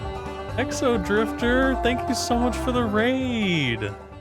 Welcome in, everyone. A 9 shard. Thank you for the hydrate. Ani shard, right? Welcome in. We got the hydrate right here. It's bat juice inside of the Black Panther cup. Thank you so much. How was stream? If you have to raid and dash, that is okay with me. But welcome in. Wait a second. Am I not following you, Exo Drifter?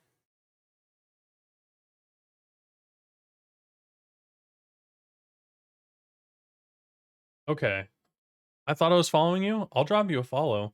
I was literally lurking in your channel before my stream today.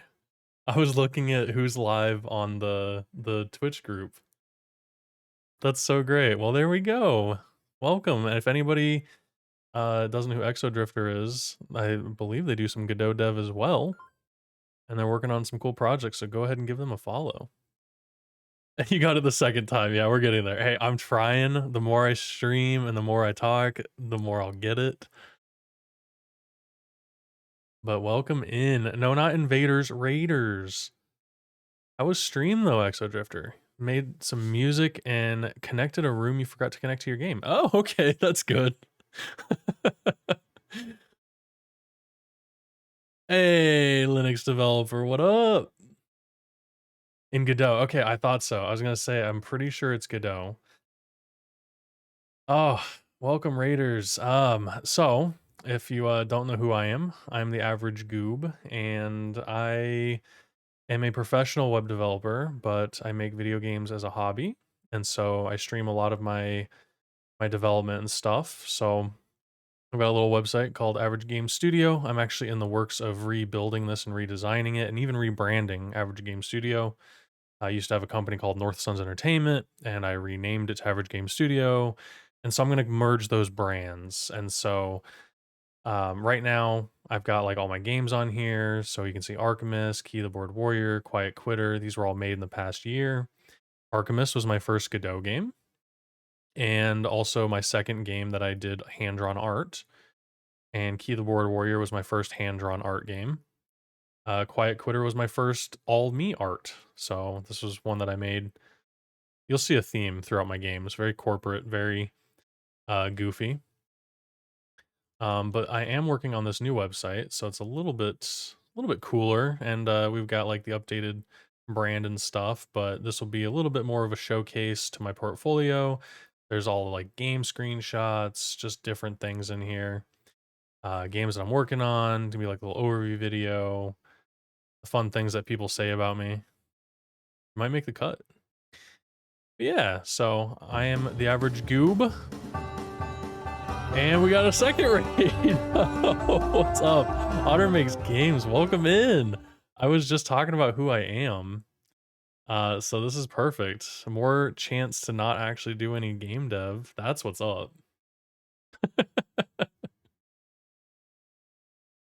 What's available to name? I have zip points. I'll get to that. I'll get to that Linux developer. We've got a few things in here.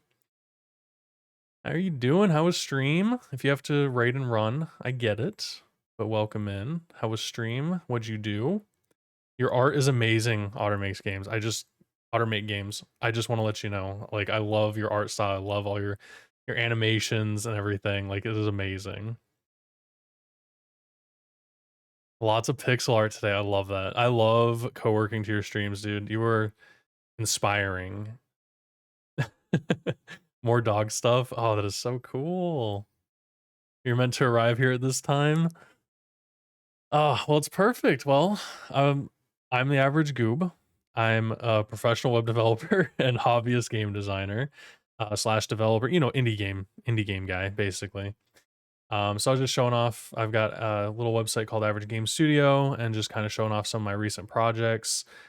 I've got a card game in the makes called Relic Island, and then some of my older games, What's in Your Mouth, Western Shooter with Kittens, Gravemark, Kingdoms Will Fall, Crypt of the Old Gods, and then just kind of like a gallery. So I'm actually remaking my website here.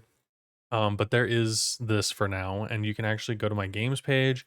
You can check out a little bit more. You can play these games on Itch, Game Jolt, all sorts of things. So I'm trying to get more into the HTML5 version so that you can just play them right there. So a lot of the older games you'll have to download from Game Jolt, but there's quite a few of them. So if you want to check out some of my work, you can come here and check it out. But the game I'm currently working on is called Rise of the Intern. And I like to show this off. I don't know if it's a brag or a problem, but my game design document is 35 minutes long. It is a lengthy document, but this is gonna be my first like long-term game project. I did go to college for game design, so I felt like it would make sense to make a game design document first.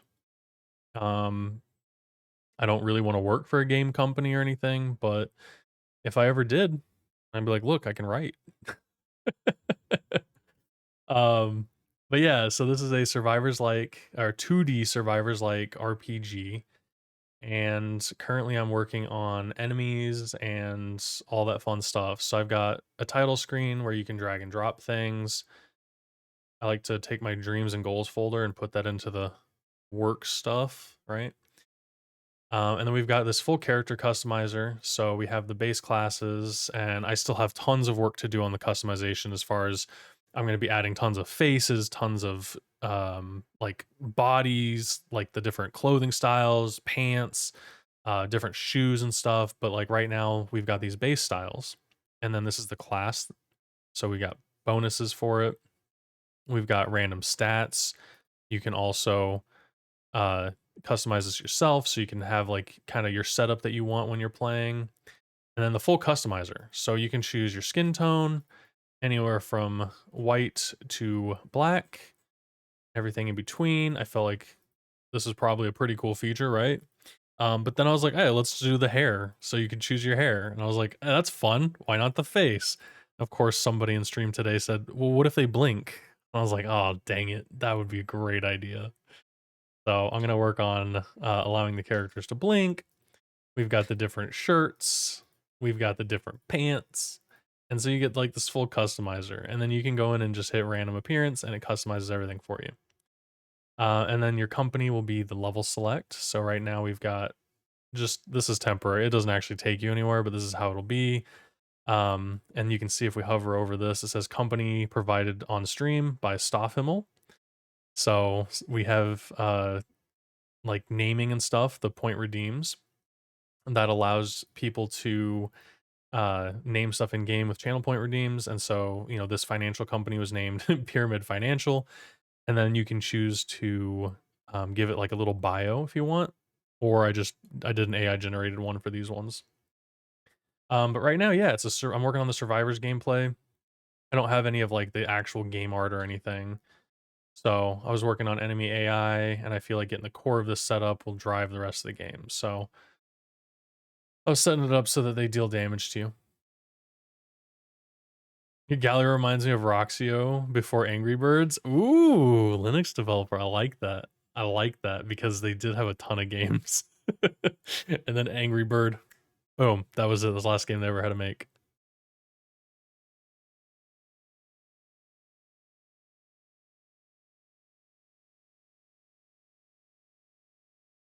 Oh, anyways, that's a spiel.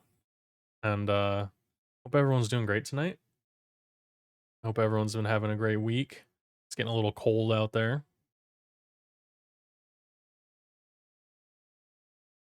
Thank you, Exo Drifter. I hope you have a good rest of your night. Thanks for the raid. Being mod by masses of business people. Yeah, that's the survivor's lifestyle. So yeah, I have like this little test room and I've randomized the characters a little bit. Like I've got pre-made styles I'm gonna give them. And right now I'm working on taking some damage.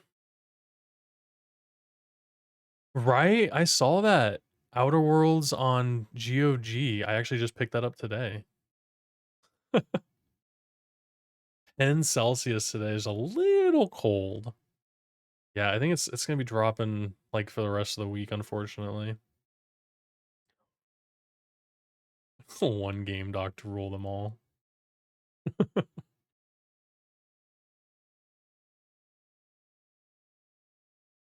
All right, we've got an ad coming up to prevent pre-rolls. Thank you for sticking around. Sorry for the ads. Sorry, not sorry. I heard somebody say that today. I was like, I haven't heard that in a while. Time to go feed the doggos. Thank you for the lurk. Appreciate that. All right. Now, where were we after 2 raids back to back? Was not expecting that. Okay. So I was working on the take damage. All right. Player stats dot health minus equals amount.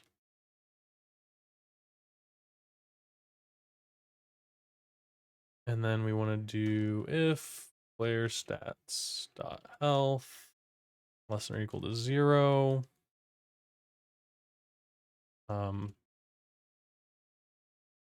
Player dies. Game resets for now. How do you restart a Godot game?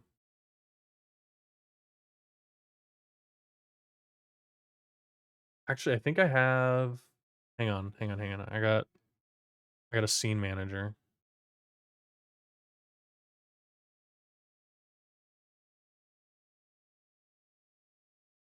Where is it?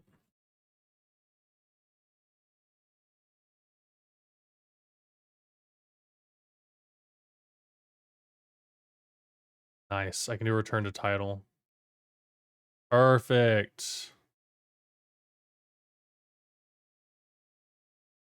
Scene manager. Got return to title. Okay. And then what did I have here? I want to emit the signal. I don't have a health bar right now.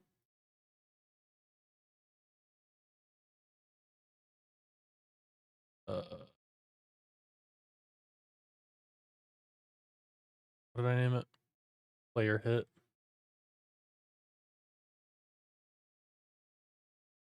And the amount. What's this yelling at me about? What do you mean amount is never used? Oh.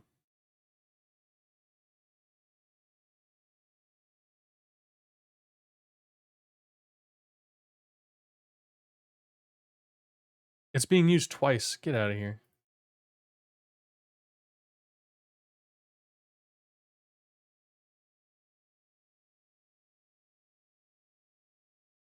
I have no way to check if I'm taking damage.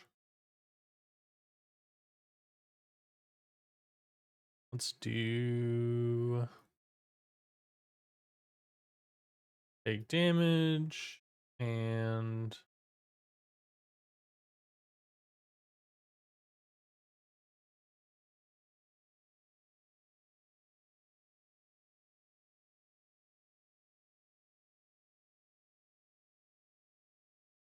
oh.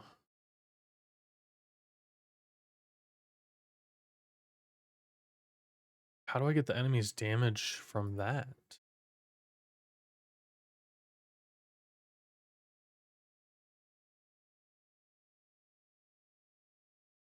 Hmm. Let's see. So I can just do that on area enter.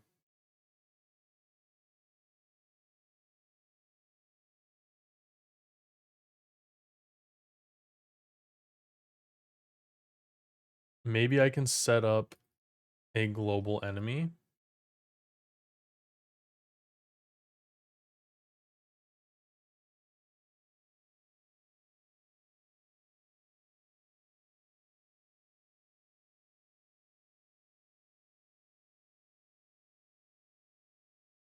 Don't worry, I'll move this. I'll move this.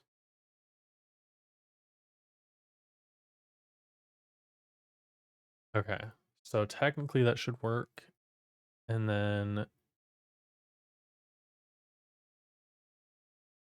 we do want this timer. Okay, I think I can just do one shot. Yeah, one shot's on. So we only want it to start whenever this takes damage.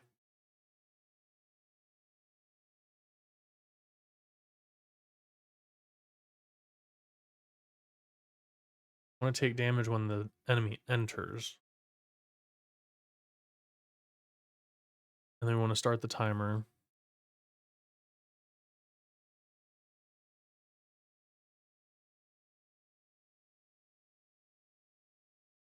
And print the health here just so I can see it.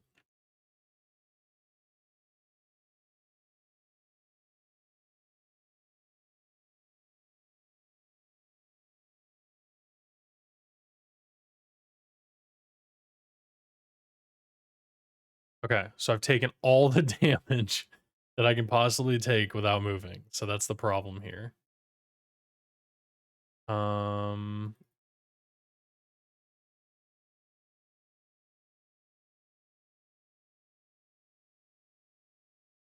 so when an enemy leaves,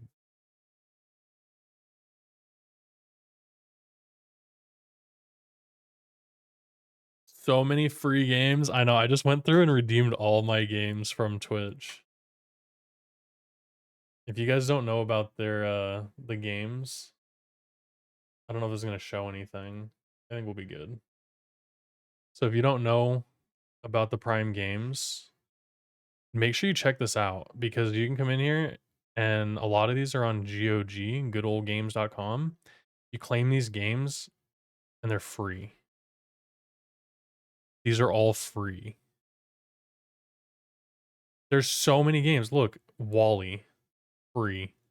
Jurassic Evolution. This is an Epic Games one. Free. Elite Dangerous.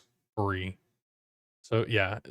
And then GOG is DRM free and offline. Exactly. So yeah, if you want to own your games, GOG is the way to do that. And then like I've gotten so many free games, and right now The Outer Worlds is on here.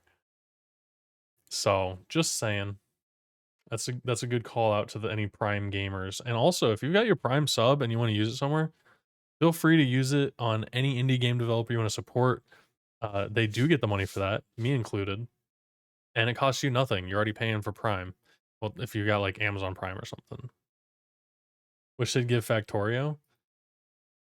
Well, we can't have everything, right? Do you not have Factorio already? That game looks too complicated for me. But I've played Fullbox's game. Once his game actually comes out, I don't know if I'm gonna be able to beat it, but I will attempt it. His demo was tough. Block Shop on Steam. Factorio's worth all the monies. I may have to give it a shot. Yeah. Thank you for giving the shout out to Fullbox. If you don't know who Fullbox is, he's also working on a game in Godot, and I think he's pretty close to release, but his demo right now that's out is really difficult. There's like 20 levels. You don't have the money to afford it? No. Maybe it'll go on for free then. Unemployment sucks. Dude, I know. Can't stand it. And you gotta apply to jobs you don't want just to show that you're unemployed. Like it just feels like a slap in the face. Yo, what up, Practical NPC? First time chatter? There's no way, dude. There's no way it's first time chat. I swear you've been in here before. How you doing?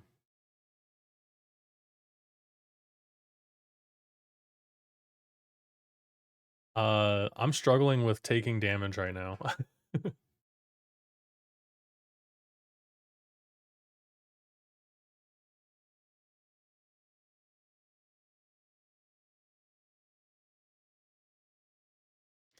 think I've created an infinite loop of timers.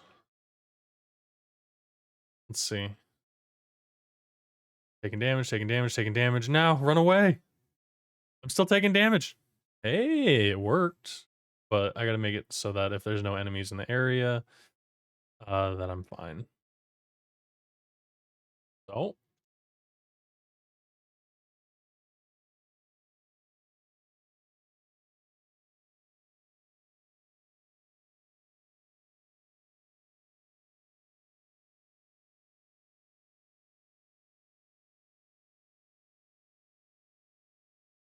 the whole gang is here. I know, right? Everybody's just hanging out here. There's Thursday night is hopping for game devs and co-working. That's what we're doing here at least.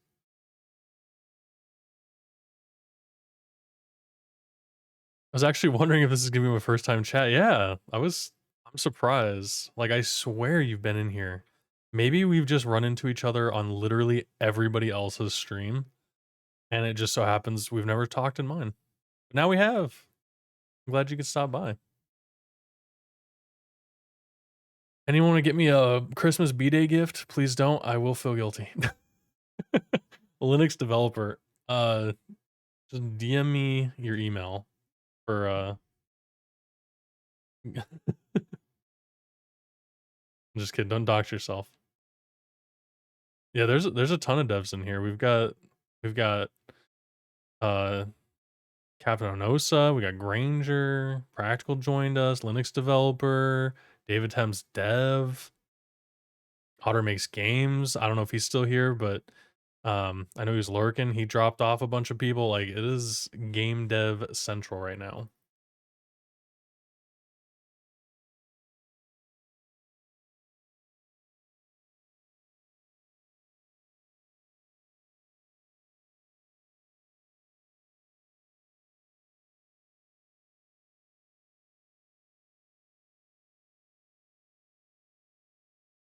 I mean, my email doesn't have hi. What? Oh, personal identifying information. Good point.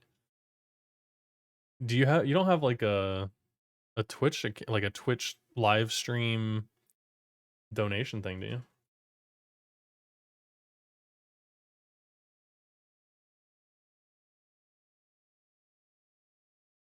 Tisk tisk. You gotta start streaming. And then you beg for money that way. And somebody will give you money. I can guarantee it.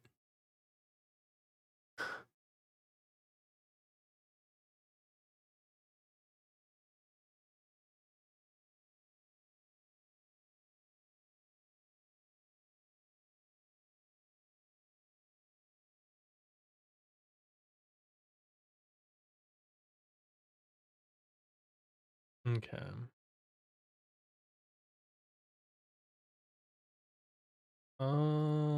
Let's see.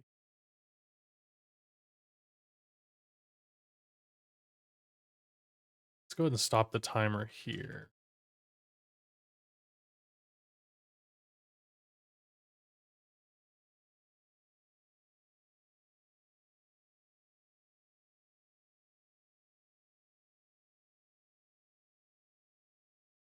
Okay, I'm still taking damage. Run. Oh, they're too fast. I'm gonna die. Oh, everything was already saved. Nice. Okay. Leave me alone. Leave me alone. Ah, I can't test it. I gotta turn on their damage. Now you guys are gonna take damage. This is your fault.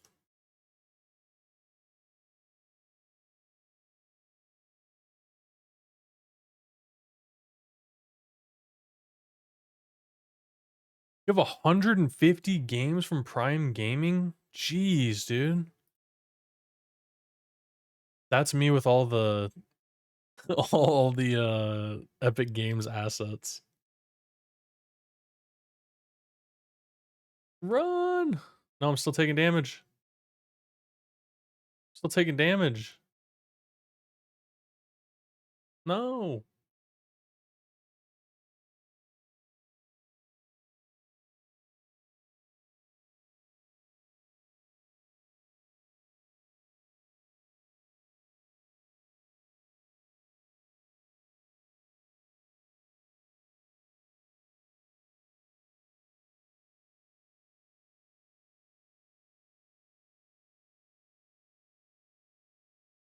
Oop, not testing it.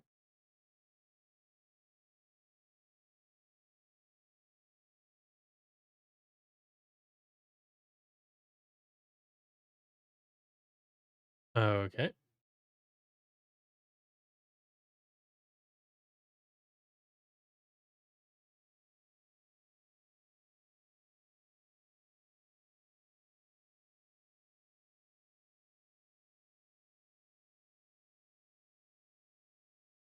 Is this right? Is this how you do damage? So if the enemy runs into you, we set the enemy, you take damage, and then I start the timer. It's like once you're in the hitbox, this doesn't keep checking collision, right? What's my GOG? I don't know. What do you mean?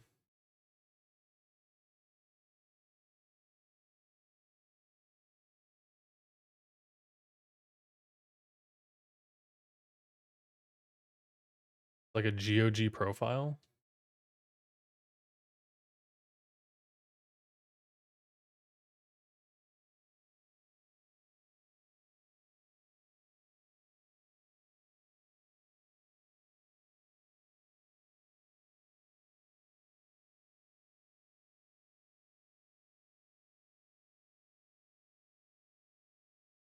I don't know. I didn't even know you could have friends. I thought the games were offline. It's average goob.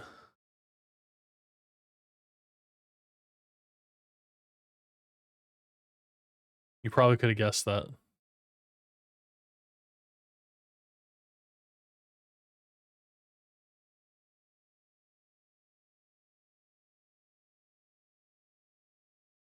Look at that. I didn't even need the Godot restart game. Damage from hitbox. Enemy in area? Ooh, hurt box.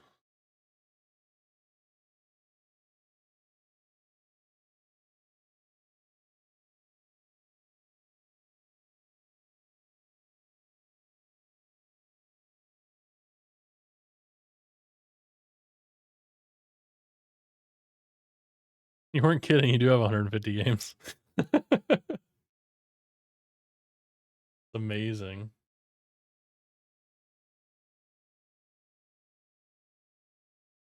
Can you? Is that like Steam where you can like gift games on there too?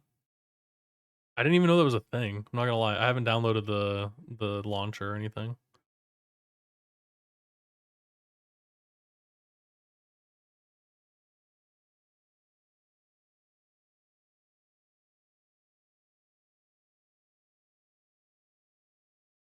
Oh, did I hook this up to the right one? I didn't even hook this up. I saw that like the exit and I was like, I didn't do that.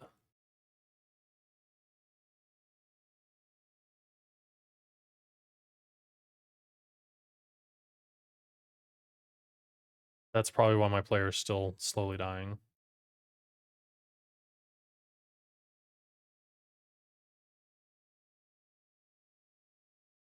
No idea. Yeah, I don't know either.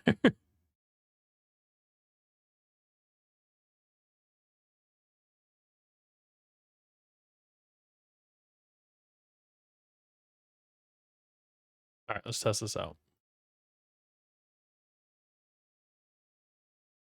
Okay, they're taking damage. I'm taking damage. Oh, I stopped taking damage. I'm taking damage. I'm taking damage. No, I'm not taking damage anymore. Oh, you can see that. Nice, nice. All right, who's gonna die first, them or me? Come on, let's go. Let's go. Let's duke it out. Oh, I died. Yo, what up, Real Sky Ninja? How you doing?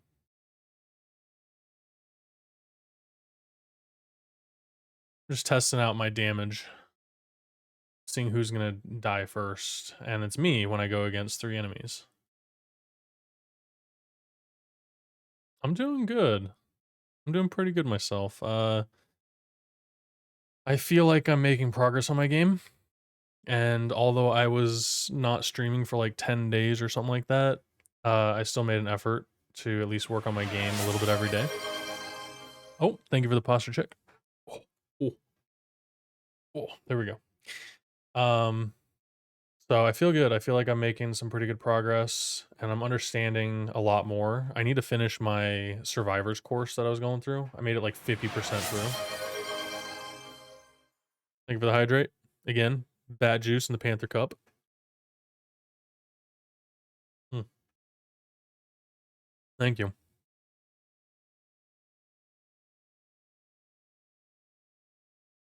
Um, okay, but yeah, that works. But yeah, I'm working on Rise of the Intern. So my 2D survivors like RPG. And I actually meant to answer a question from the Linux developer. Yo, what up, Mars? How you doing? Look at that. Told you I'd start streaming this week at some point. All right. Yes, I shall name something. Okay. So you've already done this, right? This is you, right? You've changed your name since then, no?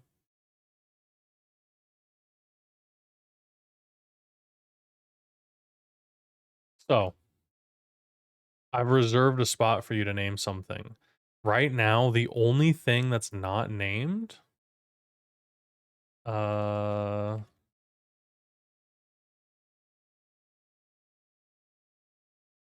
we have this marketing company.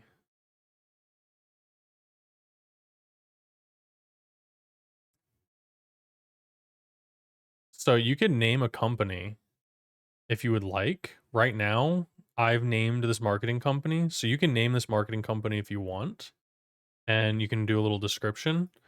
Right now, it's called Aligned Marketing, and it's where innovative disruption meets actionable deliverables. Our team of thought leaders specializes in leveraging cutting edge buzzwords and turning simple ideas into unnecessarily complex campaigns. Known for their record breaking 127 slide pitch decks and ability to turn any meeting into an email chain that could have been an email in the first place. Currently pivoting to AI powered everything, even the coffee machine.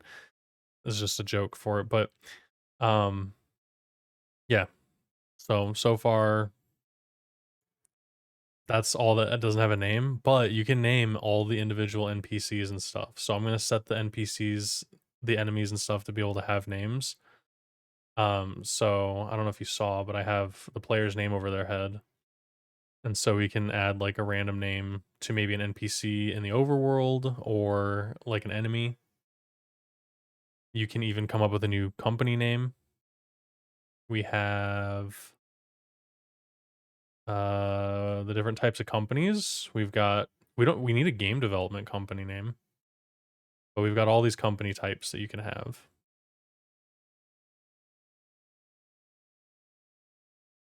Now that wife time is over, it's time to work on the chat bot. Wife time. All right, we penciled in our time for the day. We're done. Talk to you tomorrow. You want it to be ironic, like unseen impacts. I mean, your opportunity is here to name a game development company. And so far we have a marketing firm, a law firm, a financial company, logistics company, and online retailer.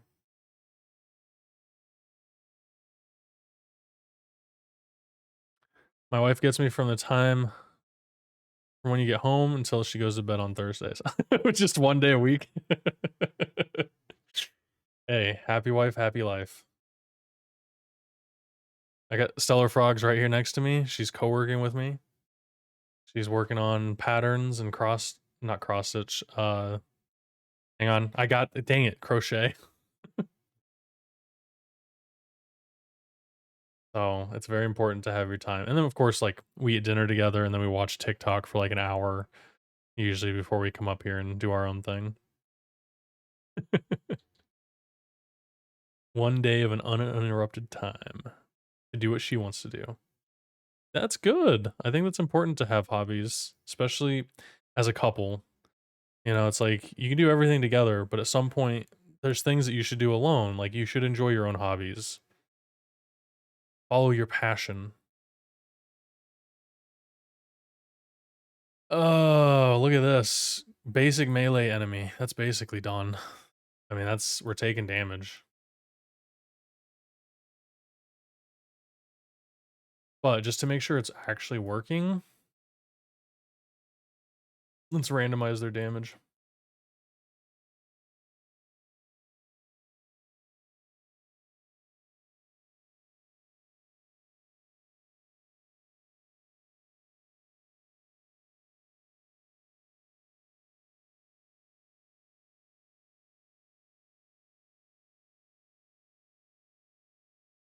Ah, they're dealing increments of damage. Whoa. I love that sound. Okay, all right. You want to name something in beta forever Inc. Okay. That's funny.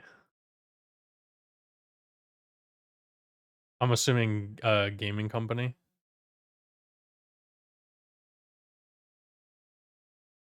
We do just game company. Oh my gosh, I can't spell.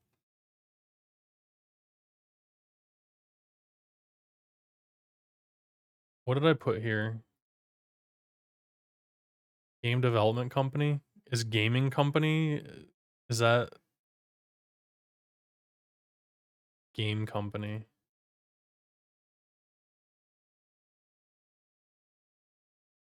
Gaming studio. Indie game studio. We'll make it an indie game studio.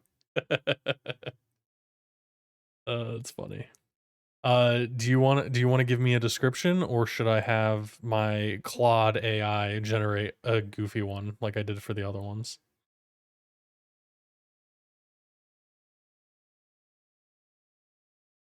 You want me to generate it? All right, we'll see what it comes up with.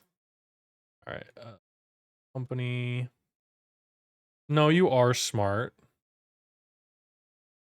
Don't. You're not getting off the hook that easy. Nuh-uh. In. I already forgot what it was called. In beta forever.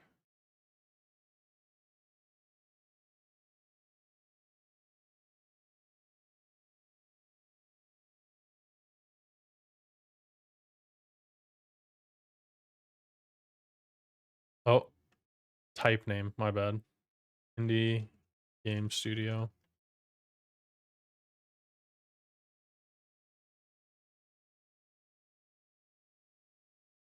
All right, let's see what it comes up with.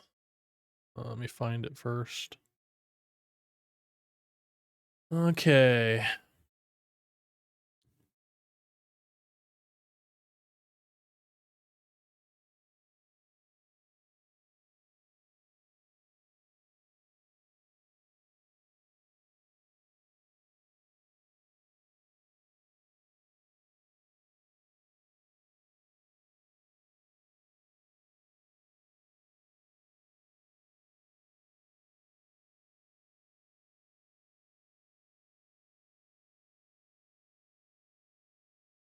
See what it comes up with. Include this description will be updated before release of something. No. If you want to update it, you can later. But for now, let's see. I'll just put something in here for now. Let's see what it said. I didn't read this. Okay. In Beta Forever Inc. Oh, is an indie game studio. That threw me off. In Beta Forever Inc. is an indie game studio that specializes in creating games that don't take themselves too seriously. Founded by a group of reformed corporate workers, we channel our collective workplace trauma into games that make you laugh while you play. Hold on a second. Our debut title, Rise of the Intern, proves that sometimes the best revenge is a well-crafted game about destroying your boss's company. Hold on, that's meta. I can't, that won't work. That won't work.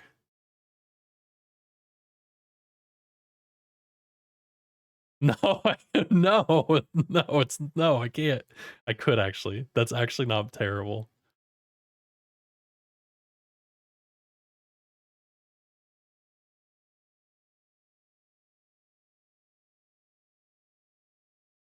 That's actually pretty funny.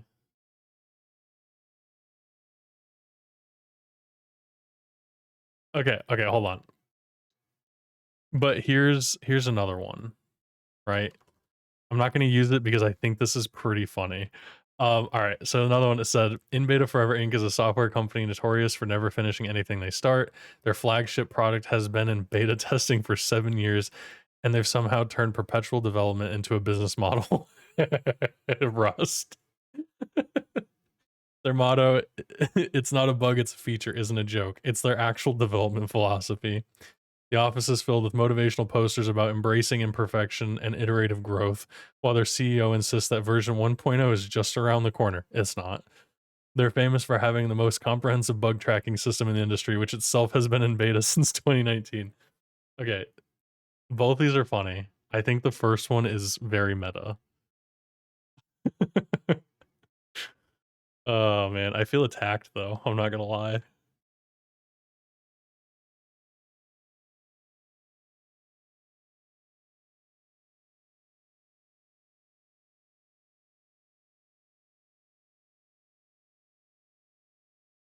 All right. Difficulty probably make this 2. The first one's so much funny, I agree. Level scene. Where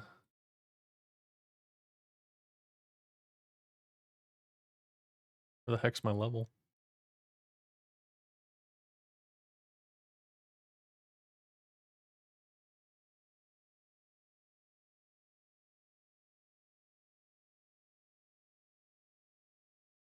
Heading to bed. Thanks for the stream and for the game recommendations. No problem, Next Prodigy.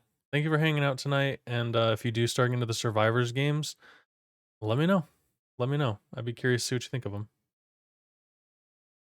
DM to me the email alias. Okay, thank you.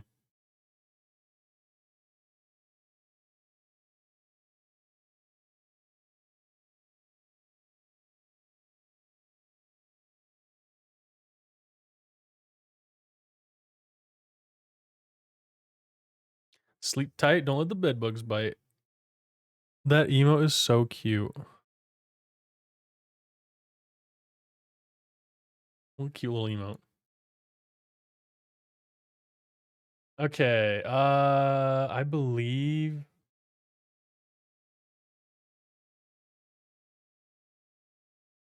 so. If I did this,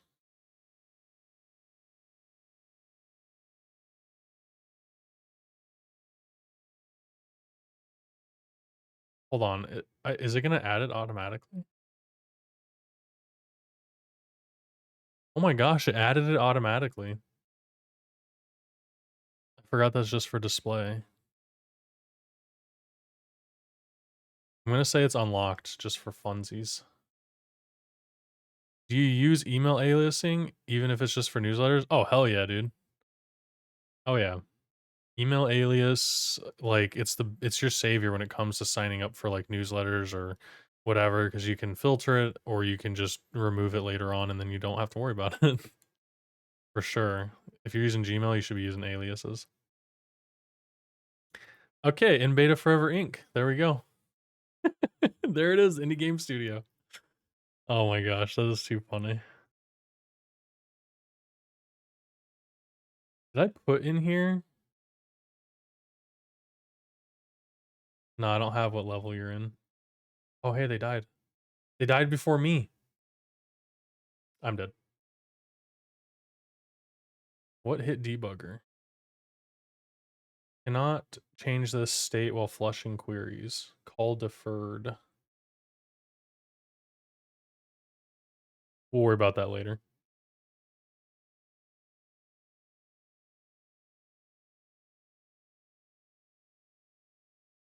Tomorrow. Tomorrow you start your first game jam? Ooh, Mars, what you working on? What you got cooking? What jam?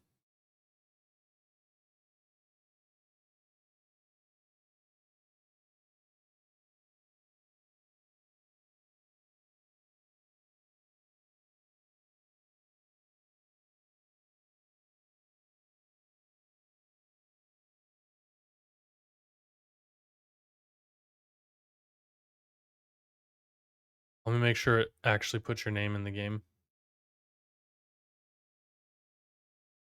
Provided by Linux developer. Perfect. Oh, the solo dev jam. Ooh, that's gonna be sweet. That's for practical NPCs, no?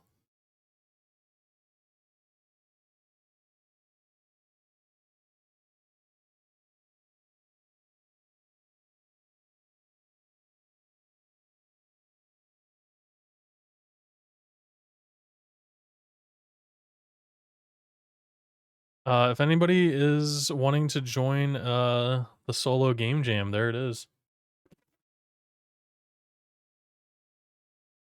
Um okay, 3 days. That's pretty nice. A 72-hour game jam. Ooh, that's tempting.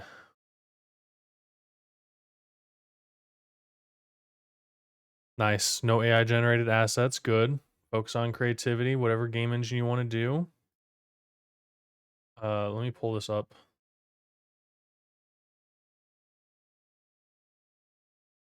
I have so many windows open.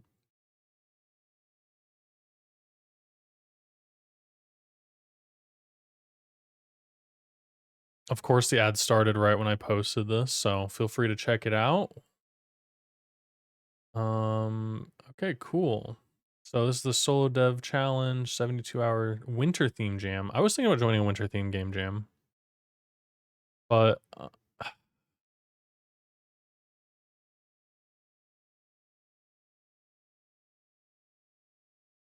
I've got plans this weekend.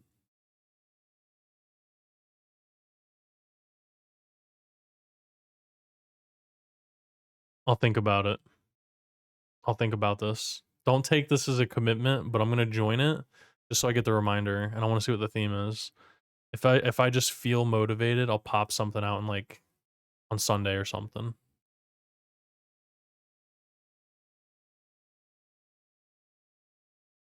Okay, it starts at 3 p.m. on the 13th. Ooh. Okay. Well, I'll think about this. Let me see. I'll see what it is, and we'll see how it looks.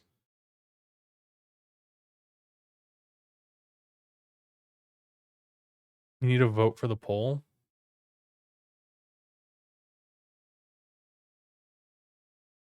Hang on. Oh, okay.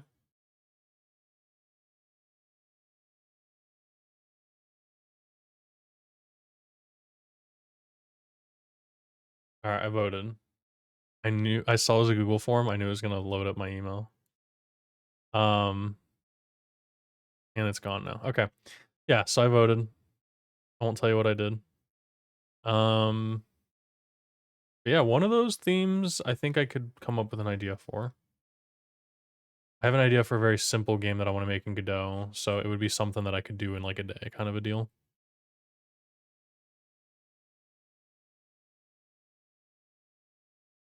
Okay.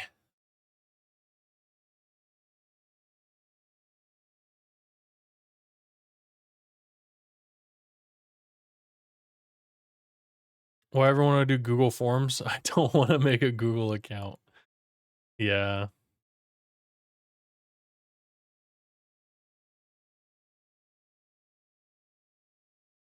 Your choice made it to the third round. Ooh, nice. Yeah, I love when I get inspired with an idea because then I'm like, oh, I could do this.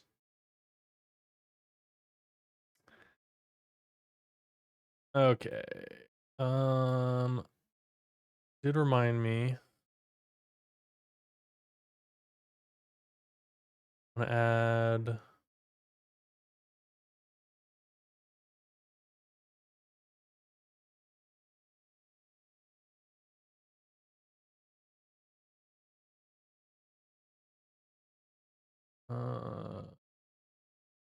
No, let's do.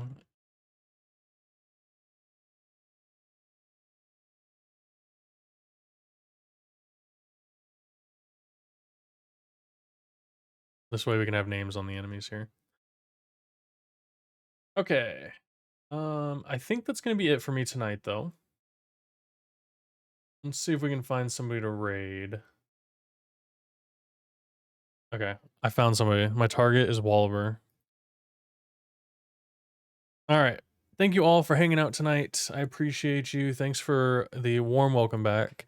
Um, depending on the theme tomorrow, I may stream the game jam for solo dev, or I might be streaming some more of my Rise of the Intern dev. So we'll see what the jam theme is, and we'll go from there. Um, the average good night. I love it. Well, let's go hang out with Wallaber. There's a really cool game that they have. I don't even know if it's out yet, but it's like this PlayStation styled racing game in a car garage. And I think it's so cool. But they work in Godot as well, and they're working on a game now. So they've released quite a few games, and some of them I've played. But let's go show them some support and hang out with them for the rest of the night. Thank you all for hanging out with me, and I hope to see you tomorrow. Thanks for the stream tonight. No problem, Granger. Thank you for hanging out. I do some co-working. I feel that. Thank you guys for hanging out and doing co-working with me. I feel like I got a lot done. I fixed like half the things I wanted to accomplish tonight, which is really good. But yeah, thank you again for hanging out. I will see you guys in the next one. Bye.